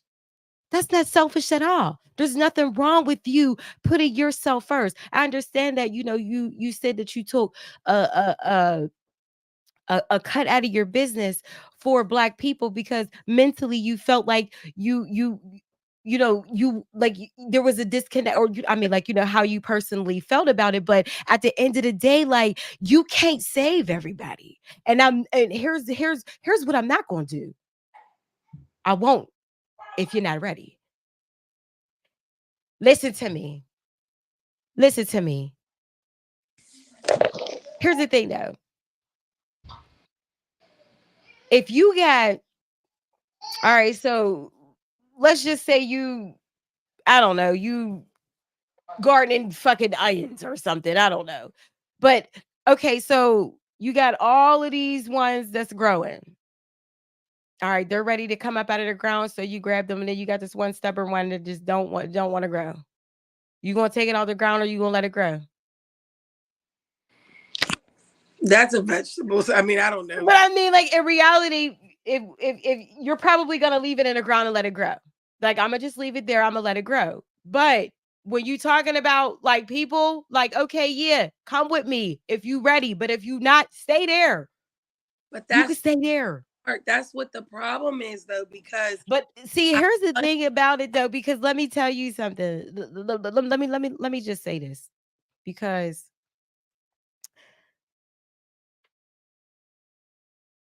you cannot continue to let people hold you back. When people are not ready, they'll get ready, and that's okay. You could join the party when you're ready, but now we're going right now. So if you're not ready to go and you're not willing to learn to be ready to go, then yes, you can stay because this is going to happen with or without you. Like, we don't need a leader, so to speak.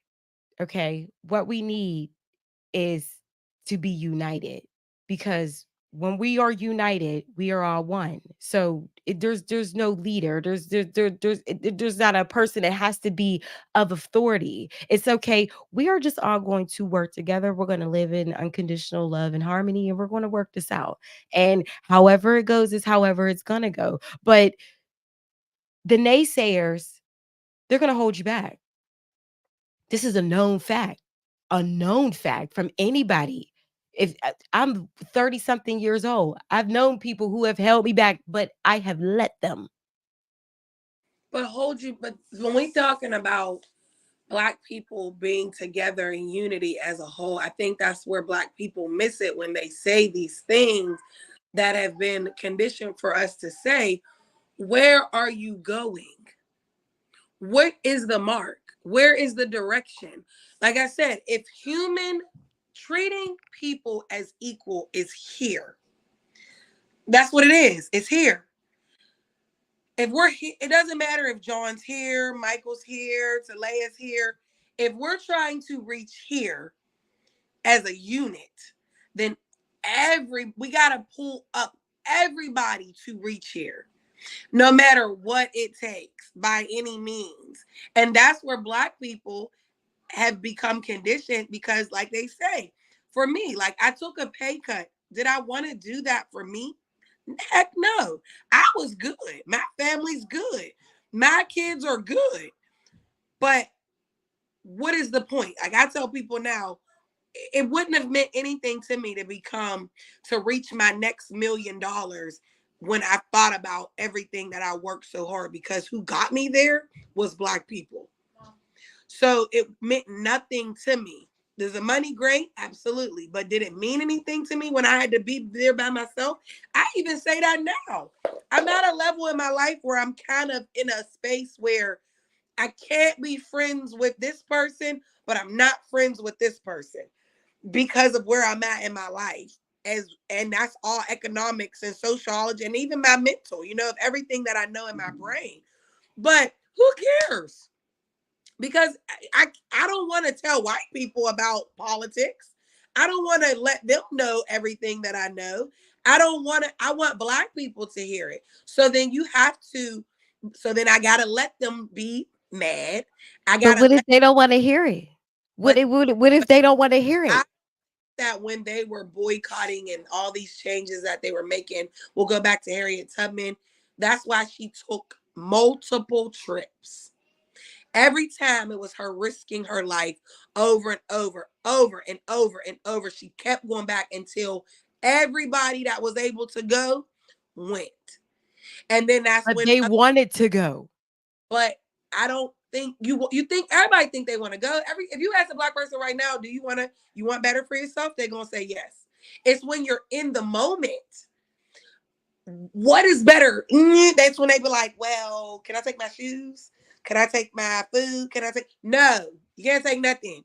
But that's where people start to say things like, well, you know what? You're not ready to go. It's not that they're not ready to go. It's because you cling to things that you're familiar to. But if you're the person that's leading them, you got to have the tough skin, not them. You got to be able and mentally prepare. Maybe you got to go into the training set and the mindset and do some work. Like for me, I have to go back to school to be able to even understand. Because if I would have still running my business the way that I was running it, I was starting to hate Black people because what y'all doing? But I had to realize, do I want to hate them? That was the thing. Not am I in a mindset where I hate them? Because I was at a point where it's like, y'all don't want to do better. I was sounding just like white people. Like, y'all not about to mess up my peace. Y'all I not don't about. think that's a white people thing. That's definitely a white people thing because white people have watched us struggle for 700 years. They have watched us struggle and they have We not. have watched us struggle too. We've only watched us struggle for 150 years. Right. So that ain't enough years for us to be like, okay, now Not it's time for us to be like, 700 years where I white want different or I want people more. who showed us these things. The oppressor is the oppression. You become like your oppressor. No, I don't. So no, you gotta have the tough skin if you want to make the change. If you don't want to make the change, then it's okay. You gotta move along and let somebody else. But for me, with my people, it's all right. Whatever comes with it, comes with it. If I have to lose it all tomorrow, that's where when I go back to my faith. If I gotta lose it all tomorrow, then I'll lose it all tomorrow because I know I'm going to get it back because I got it once. Black people the people that are trying to lead Black people to this change, you got to be, it's all or nothing. It's not one or two. It's because we only move when we're united as one. We don't change when we're not together. So when we're together, yeah, you might have people that's saying bull crap. And I do get people that don't want to hear about my politics. It doesn't matter. I'm going to stop. That's why I go live. That's why I talk about it. That's why I'm always going to, but I also keep myself in a position where I'm still very relatable. I'm very approachable. I'm reachable. Like I'm not in that part where it's like, oh, you can't reach me. Like I don't deal with them So I people. have a question. Mhm. Do you feel like you can save people? I believe yes, and I say people in the aspect of, but I believe that as our job as human beings is to treat others how you want to be treated. Yeah, but like, okay, so the reason why I asked this is because trauma can do that to you. Trauma can put you in the state where you feel like you always have to save people. So that's why I said, like, now I'm a spiritual healing coach. I study trauma. Like that's like a specialty of mine. So like when it comes to talking about exactly what when I say like, do you feel like you can save people is it's like, okay, now do you want to help people? Yes, that's absolutely fine. That's cool. But the thing about saving people is it comes as a response from trauma. Now, I'm not necessarily saying that, that that's going on with you, but me learning what I know, that's why I said, here's the thing. If people want to go, they'll go. If people don't want to go, that is okay. That's okay. But listen here, when you get ready, come on up so we can teach you what you want, what you need to know. That's where I'm at with it. It's not that we're leaving you behind. It's okay if you don't want to go right now. And that's absolutely okay. But guess what? When you ready, bring your ass up here. Like, but the people who is ready to go right now, we going. We leaving. We out of here. Because we got to do better. Okay. Like, like a lot of people don't want to change because they're comfortable with what they have. Like, and that is okay. Oh, it's 10 o'clock. I don't even know if that late. But, like that is okay. Like, it is okay for people not to want to go. I'm not going to beg you, but I'm not going to carry the burden of it either. Like, that's your decision. That is your free will. If you don't want to go, that's absolutely okay. But at the end of the day, if you do, come on. Like, but we like it's not saying that it's white people. Like, it's more so of a how many like when are we going to stop holding each other back? Like, like who's gonna be the person that's gonna go? Like, like and who's ready to go? So it's like I'm telling it's coming.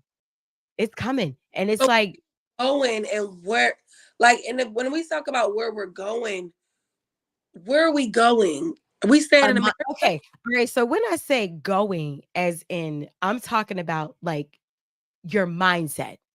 When I say going, I mean elevating your mindset. Okay. Breaking out of the poverty mindset, s- So putting now, yourself in a position to where you have access to knowledge or, just like, how can I say this? Like, higher, no, going into your higher consciousness. but we're That's what I'm talking about. but we're still in America. So like Right, that, you can be anywhere in the world and be at a so higher we're in, consciousness. but the reason, but anywhere in the world, this is not going on, and I think Black people don't understand that. If we all was to go move to Canada right now, we would not be dealing with any of this. But we are Black people in America.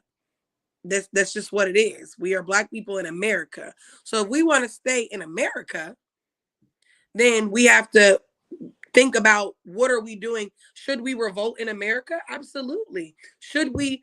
But when you're thinking about, people say like, poverty, so we're trying to get out of poverty. The only way for a Black person to realistically get out of poverty in America and stay out of white people's way is through education. Right, So right. so Definitely. that's it. It's not even you can own every house. You're never going to be as rich as the real estate people, but their education is something that they can never take from you. And the more that you know, the better that you will do. And knowledge is key. Woo. So if you, so then that's where, leveling the playing field and understanding that. So then are you going to be the person to teach it? Like it's just as simple as that. And in your class, just like professors, you're gonna have people that don't want to hear it. But does that stop you? Because that's No, what exactly. that's So, what happens with people. like, We've taken this self-care and trauma and our peace and narcissists, and we've taken that stuff and basically said, baby, basically, you're not gonna wreck my peace. How are you telling people that they're not gonna wreck? You're not gonna wreck. They don't not gonna wreck your peace when your job was to bring them to peace. Your job, you're peaceful. If you are woke and you have knowledge, like for me, I'm peaceful. Why?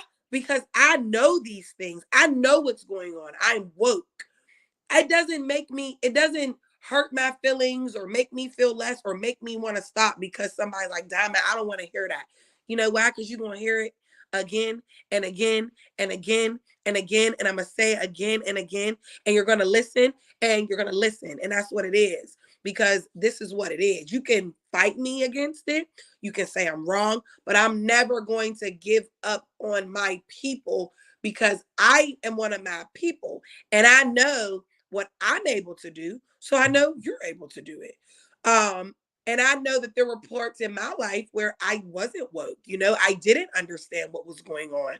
And I thought that, like for me being in this huge home, I thought that buying a big home and moving away from Pittsburgh and, was going to make me work super duper hard. And then I luckily, I got into the construction trade and I'm like, this is a joke. Like I don't even feel like I belong in this setting for real because I want to be black. And they're telling me I gotta act, I need professional development and I don't need to, I got kids and baby dads and they're telling me that they're making up these stories for me, putting me in this category that I am not. So really I want to hang with the project people. Like I like the project girls because I can talk to them and have a good conversation with them without them judging me versus I don't want to talk to the ladies that done touch the mill because they're weird. Um, so if you have to be mindful of that to be like, but that's what happens with black people is they start to be like, they get to this level of peace and then they're like, oh no, I'm not hanging with Shanae no more. Shanae needs you more than Tamara. Okay, I promise you. But here's the thing though, because here's one thing about that. It's not that you reach a level of peace and you be like, oh, I don't want to deal with this person anymore. What you actually do is when you reach a certain level of peace, you raise your vibration. So what happens is you start to attract different people, different situations, different uh what did I say? People, places, situations, uh objects too. So I mean it's like, you energetically on an energetic level now you don't match that energy no more, like like so it's not that you left that person, it's just that like like from an energetic level we just don't connect no more, like so I mean that's why I said at the end of the day, it's like, but I mean, like you said it, like, like you don't want to be in certain categories that you feel that you don't fit in. So it's like, why the fuck do we still want to be categorized as poverty, or why do we still want to be categorized as lower class when we don't have to accept that just because America said it. We ain't gotta accept that. Like, you when you accept it, it becomes a mindset. So it's like if you want to stay in poverty, you can accept that. You can accept the class that they give you. You can accept the project that they put you in. You can accept all of that if you want to. But you have the free will to be like, nah, I'm not. That's it. Like, like I don't consider myself to be in a tax bracket. I don't consider myself to be in a class. I don't consider myself like honestly, I mean, like shit. I mean, I'm black, but I mean, like honestly, like that I mean, like, it really doesn't mean anything to me. Like, but from That's a your standpoint of looking, no, I'm not like I'm talking about from a standpoint of looking at myself in the mirror and saying I'm black. That doesn't hold any value over my life. It does not make me who I am. Being black does not make me who I am. Like me learning who I am, me loving myself, me finding my soul's purpose, that's who I am. Like, I'm not determined by a classification. I'm not determined by the color of my skin. The color of our skin is an illusion. What you look like, what we look like, what whoever the hell looks like, it's all an illusion. That's your perspective. That's why some people are pretty to people and some people are ugly to people because everybody has their own perception and their perspective of how they look at things. So I feel it's like the perception of you is how you view yourself. I don't care that I'm black. That does not make me who I am. But the thing about it is, like, what determines me is way more deeper than this physicalness. What determines who I am and how my life is going to be and how I plan on living my heaven on earth has absolutely nothing to do with the color of my skin. I feel like though that, and I agree with you for feeling like that, but I do believe that that mindset should be focused on Black people in our own circle of Black people. I I mean, do. I'm not necessarily saying that it can't be, but like, That's that's what the I would approach. I mean, like, that's honestly why I have my podcast. Like, like I That's created my Black people podcast to say if so we that, like, people can see, like, we can really, like, elevate from this. We don't have to stay here. But I mean, like, at the end of the day, everybody has free will and they have to be ready to do that. And it's like, if they're not ready, then what? you You wait till they're can't force people to heal. You can't force people to wanna tap into a higher consciousness. Like, like, how you can't force somebody to do something that they don't want to do. So it's like, do you sacrifice you moving forward and waiting for them, or do you go on about what you're doing? You keep sending the message that you're supposed to, that you're supposed to send, and then when they be like, oh, she was right. Like, all right, come on now, all right, now you ready. Okay, bet. So it's like, you're not helping people by not helping people that don't want to be helped. but what is the move when like the thing where I'm kind of stuck on is if we are doing this across our race of Black people, we have 100 Black people that's like, okay, let's do this. Let's circulate this. Let's everything. Let's circulate money. Let's circulate knowledge. Let's circulate tools. Let's circulate housing. Let's do it.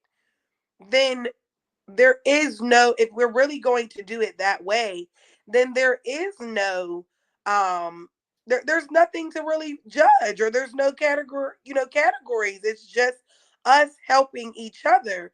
So then Right. someone would not have trauma, because they would have trauma from what they've been through before they were in our circle. But at the same time, we're not looking at it as trauma. We're teaching them how to cope through it. So that's where the moving forward part comes in, as far as if Black people would focus on Black people, these problems that we have would not be problems. This trauma that we have would not be trauma. It would just be we are Black people helping Black people. So for me, Black people that say that, oh, that like it, we're not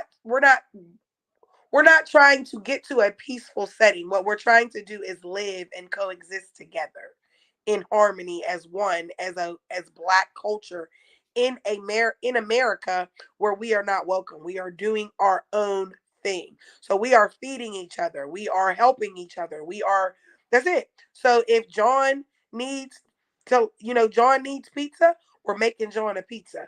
If Jerry needs some extra math classes, we're giving him extra math classes, because this is the level, and this is the level that we all are on. And that level might not be here. That level might be here because we had to come a happy medium to where we all need to be. And we climb as one. We might have to all go down to John's level.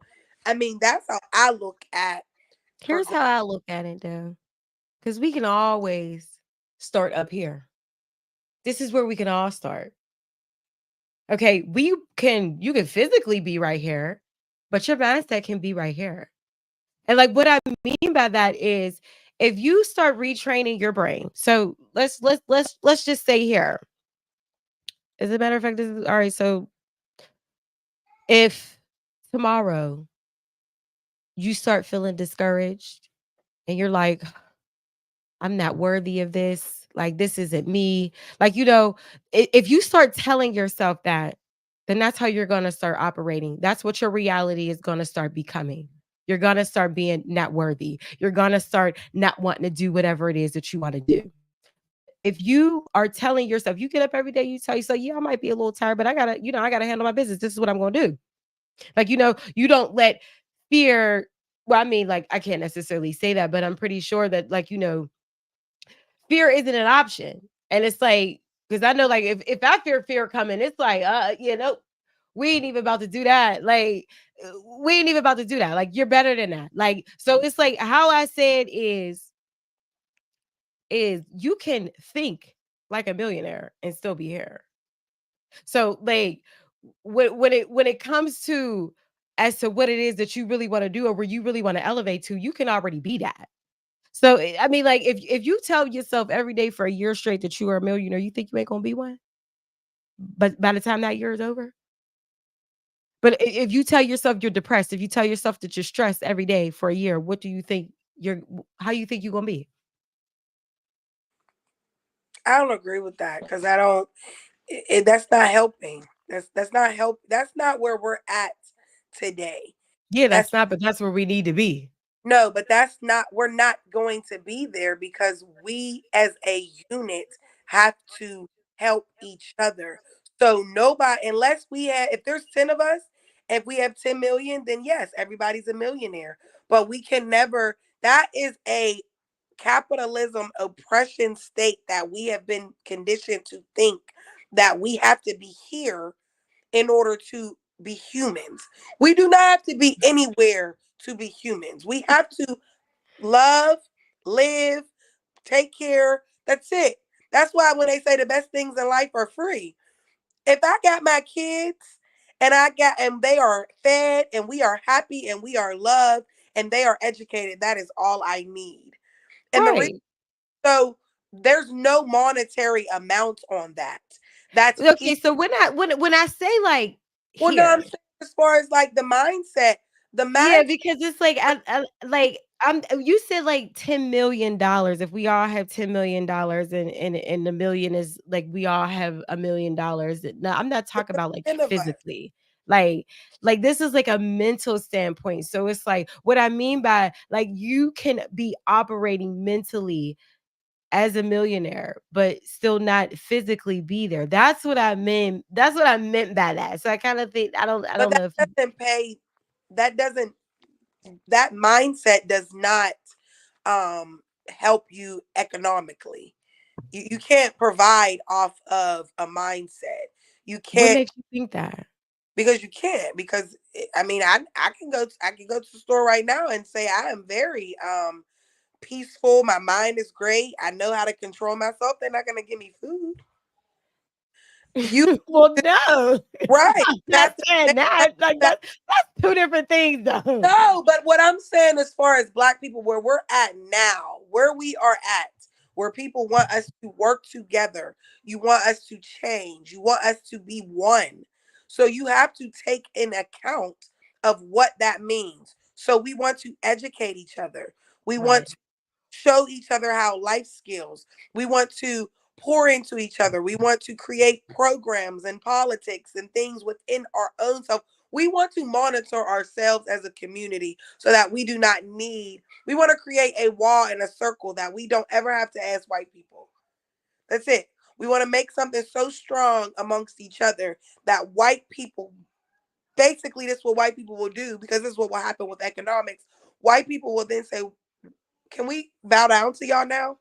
Because y'all have literally cut off everything that we've worked so hard for.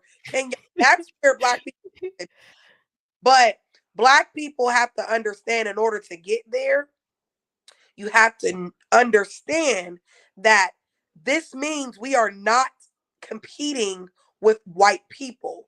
We are not trying to live like white people. We are not, and we don't know what that's like, but we got to figure it out together. That might be that we all live in one bedroom apartments. That might be that we all have to help each other's kids and everything. And that might mean that we have a lot of people that are that aren't mentally stable and they have a lot going on, and that's what that might mean. But we not going outside of this circle at all. Like what happens in this house stays in this house. Everything that you need to live is in this house, and black people aren't ready for that because then there's people that once they want to get out once they get financially stable, or they want to leave once they're like, you know what, y'all's bad. I'm not dealing with that no more. Or now that I got my money, I want to go and start my own thing, which we get that from capitalism because that's what we've been conditioned, because that's what America was built on, capitalism. One person being able to run everything, or a leader, or, fall in suit, a level, a level, a level, a level. There is no level because we're in a world where we are living in America where there are no levels for Black people. We are here because we have to be here. So, with being here because we have to be here, why are we against each other being here? Like, why are we looking like, I really have to ask myself sometimes. I bought this big house because I thought that that was the American dream. I am miserable in this big house because what is the point? And people are like, but Diamond, you got assets. What do assets really mean? What do assets really mean other than the only thing that I know that I'll do strategically with my home is I will never sell, even though I can sell this home right now, I can make a quick 200,000 off of it. I will never sell my home for one reason, because I want my children to have a home in the family. No matter what happens, I want them to have a home that is theirs, that I'm going to pass down, because by the time when I pay off my mortgage in the next 10 years, this home will be rent free, paid free, no own, no nothing. I'm going to work my ass off to make sure that happens so that we have a family home that they can do Right. what they want. But this might not be the family home that they want, but baby, this is what we got, because this is so that you guys can grow your families and do it again and do it again. Black people ain't ready for those type of conversations because we think that, no, I need to buy my kids. I bought my kids 7 houses. Like, for what? For generational wealth that you literally, that the white man conditioned that that's what we need to have in America. Like, you don't need to have generational wealth to take care of your family. You have to have stability to take care of your family. And that can be working wherever. Like, you can do whatever. You have to be strategic. And that's where Black people, when they be like, get here, do this, do that. That has been conditioned because that's white people have told us that we needed to do to fit into this American dream. But Black people have to wake up to know that the American dream was not written for us. We are African Americans, which means we are from Africa and we're here. So we have to take our Afrocentric views here and bring them here, meaning we are living, basically, quote unquote, we living in Africa in America. Like, we living in our own nation within America. And then, but Black people ain't ready for that. I mean, if I tell Black people right now I got enough money to say, all right, let's move. Let's move. Come on, let's go. They're not going to go, because in their brain, they're going to think that I got the money and what am I going to do to the money? It's too many questions. Yeah. And that's not where we need to think. But if we, it's just where we're at. But that's the solution. And that's what So I do have a question, like how, like realistically, like, like how do we move forward? Like, like how is this really going to take place? Like, I really want to know this because, like, like me and you, we agree to disagree. Like, like we have a lot of the same theories, but like, a lot of them aren't aligned with each other. So it's like, like seeing that, it's how do we get past that part? Like realistically, what would be like a solution to get past that part? That what I should what I'll say is our belief systems are beliefs that aren't even ours. The belief systems that we have were embedded into us. Okay. So if we start creating new beliefs, then what? Because it's like, even though, yes, we are in America and they have their rules, but in reality, like if we go off grid, what can I really do to it? Like, like, so it's like, so I mean, like at the end of the day, like, but how could we really do this though? How could we do this and be like successful? Like, because like, I mean, like, listen to me. the way the way things is going, we definitely gonna have to come out of our comfort zone. Like Edu- we definitely gonna have to come out of our comfort zone. So it's like, what would be the best solution to start this? Education. Black people have to get educated. And when I say educated, I don't mean learn the things that like reading Rich Dad Poor Dad and reading books that, the algorithms and those things that white people have taught us. It is learning your history, learning where we came from, how we got here, studying why we are in America, what we've taken place, so that we know the only way that you can change things if you know your history. I mean, there are a lot of people that don't even understand Plessy versus Ferguson versus the Board of Education. What's the difference? They just know that now we are in schools together. But You have here's the thing though, like if we moving forward to create new beliefs, why do we even need to know what happened before us?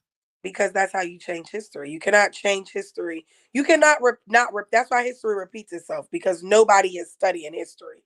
You have to know what happened and study what happened in order to not make the same mistakes. Because what's happening now with Black people is we're in a new modern day racism, because we're repeating the same things that they were repeating. We are so desperately trying to fit in with white people that we have basically sold ourselves. We're fighting each other. Same thing how we got here. Slavery, a Black person sold us out to get here. A white person came over and said, I'll do this for you if you tell me how to get this, and get everybody on the boat. And that's what they did. We are doing that now. We're selling each other out every day. So people don't even know that that's what happened. They just think we ended up here. People don't know why white people came and got Black people to begin with from Africa. You have to know these things and study these things. And that's why when people say knowledge is key, knowledge is key. Because for me, Right. I understand that I know how the ecosystem works. I understand about, like I said, about my home. I don't have to. How many people have ever told you that buying house after house after house is not something that you have to do? Literally, Black people literally be like, well, buy another house, flip it, buy another house. For what purpose? What are you doing that for? You have, but I know this because at the end of the day, what's more important? Having homes and wealth and money in my bank account for digital currency purposes and things like that, or having a home that I can pass down. Because what was taken from me after slavery was I was never given the opportunity to buy land and have a home to pass down. You know what white people do? They have homes to pass down. They make sure that their families are set and comfortable before they start to do all these other things. Black people, so you have to understand that. But the only way you would know that is if you study it. It's Yeah. and now with technology being bigger than it ever has been and things being at your fingertips, there's no excuse not to study it. Black people got to first study. And once you study it, you will be more woke than you ever thought you would be. You would understand what is going on. You will look at things from a different perspective and literally be like, so I'm running a race that I was never going to win anyway. Like I've been running and chasing after this. Like I've been thinking that when I get to the level where I have an 800 credit score, that I'm going to live this wonderful life. When you be like, okay, now that I got a 800 credit score, now what? I'm still Black in America. You But be you know like, what's so crazy? Let me tell you something. I you was be watching fumbling this. head. You went to school, worked your way all the way up, no kids, no nothing. You chose the perfect route. You went to an HBCU, you went to Yale, you became a politician to help and do things, and you didn't win the presidential election. But here's the thing though, because I actually like had seen something about that, like like where like certain companies they don't even use your credit score if you got enough assets. Business, business. I know Like my when you got credit. enough assets, they don't give a fuck if you got a motherfucking $800 I credit score as long as you got enough assets to cover what it is that we gonna give you. That's it. I bought my home, but that's where knowledge is key Yeah, because because that's they white don't. I think that's what Elon Musk did. He took what the stocks from Tesla to buy Twitter and white sold people that know and then that I they, mean that's how they make the world go around. Like you could literally yeah, but buy things with your assets. Like But that's why we are a threat, because Now that technology that they created and is at the fingertips of it, because the difference that they don't have that we have as Black people is we have unity, and we know how to take something out of nothing out of something. We know how to survive in a place where we didn't create it. White people know that. So if you can figure out basically like a rat race, if you can figure out how to get out of a maze for a maze that you did not design, you are incredible. White people, so and the only way that you can know how to get out of that maze is from knowledge. So all white people are doing, and this is modern day racism. If I can point the finger and make them cause division within each other and create all these stigmas around what's going on and all this division, then I can get them off their focus. And now I won because they're so worried about getting an 800 credit score that they didn't even realize that we didn't even need an 800 credit score no more. Like, but you have to get there. And I feel like with Black people, it doesn't take multiple people to bump their heads to understand. It's like with me, I've reached the 800 credit score. I've opened a successful business, and I'm like, this is bullcrap. But why? Because I did not change myself. Like, I always still kept myself Black. So I was able to get both worlds of it instead of going into what I was supposed to do, which is the norm, is now I'm peaceful. I got my money. Now I'm bougie. I never got to bougie because I didn't want to be bougie. Like, I moved here to Virginia because this was the first place that I ever seen so many Black people. When I went to school here, I did my first 2 years of undergrad here. And I never seen so many Black doctors, lawyers, people that own businesses in my life because I'm from Pittsburgh. And I'm like, so when I made money, I was making six figures by the time I was 28, working for a construction company. I had everything, bought my car. I was living the dream, making six figures at a young age. And the only thing that I know is I grew up very diverse. My mother was not in poverty, so she kept me very diverse in a lot of white settings and stuff, which, that's why I'm who I am today. But I was still Black. So when I had these kids young, I was able to experience, like, I'm one of them kids that jumped off the porch late. But when I jumped off the porch late, I loved it. Like, I'm like, I love it. Like, I love it. I got with niggas, like, and I literally, but that, so I took my experiences of being a diverse kid growing up in a predominantly white area, and then I took this experience that I have as a Black person and living with Black people and Black men and how they function. I ain't never see poverty. Like, I remember I was like maybe 7 years old and I was crying my eyes out because I didn't get lunch tickets, and I wanted lunch tickets so bad, and my mom could not explain to me. She's like, I don't qualify. And I did not know what that meant because all my friends had free. But when I got older and then I had kids young, I realized, oh dang, they had lunch tickets because they was poor. Like, that's a thing. And I'm like, God dang. So when I did my undergrad here, I'm like, and by the time I was making money, I'm like, all right, all I know is I don't want to move to South Hills. I don't want to move to a predominantly white area because I knew stigma wise. Now I was a little, woken as far as I got three kids. My baby's dads are in the streets. I'm a single mom. I'm young. I'm working for a company where, it's a lot. Like this, I don't want to move to a predominantly white area because I know that I'll still be a stereotype to them and they will not look at me and respect me. It don't matter how much money I make. So I'm like, you know what? Let's move to Virginia. Because that was the first time I ever seen Black people. Let's move back. And I moved here and I realized, and I was very successful in my business. I ran it up. But as I was here and I accomplished everything that I wanted to do and everything that I sought out to do, and I, achieved wonders and I got awards and top businesses and everything, I realized, wait a minute, y'all want me to be myself? Like, y'all women, I'm sitting here and I'm getting an award that says I'm the best entrepreneur of 2022, 2023. But when I sit up there and be like, shout out to my kids, shout out to my baby dads, like, I love it. Like, they're like, wow, Diamond. Like, they're like, you have a baby dad? We thought you were married in the military. I'm like, what? No. Like, and by the way, I got three. Like, that's all. So that's when I realized in a short amount of time, like, I was like, so y'all don't care that I just gave me this award? Like, y'all don't care that I got all this money in my bank account?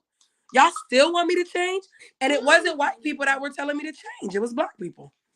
It was black people that were telling me to change because they were like, Diamond, you can't act like that because you're acting ghetto. Like you're acting bougie. You're acting like the poor people. And I'm like, I'm acting like the poor people, but I got more money than you. So how am I acting like the poor people? I'm acting like myself, actually. But which I want match bank accounts. So then that's when it became a thing of dang. So that's what's going on here. There's a division. And that's why these black people are here in this Hampton Roads area. Y'all black people, and that's where the division is. Because I'm like, so It's where the the comparison. I'm like, where the poor people at? Because send me, It's the comparison.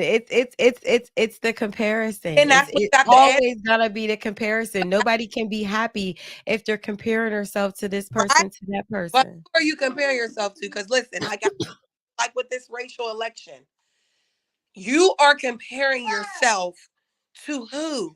Because you are closer to being homeless and being poor than you are closer to Donald Trump in the Republican Party. So who are you comparing yourself? If we got to compare because we're in America, and that's where I took a stance for myself, you know what? Then I'll go with the ghetto people.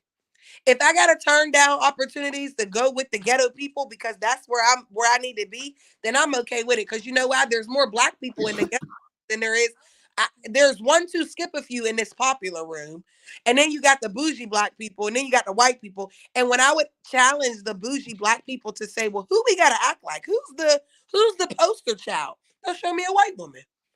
Like, how is that the poster child? Because I'm never going to be her. So you're trying to act like a white woman.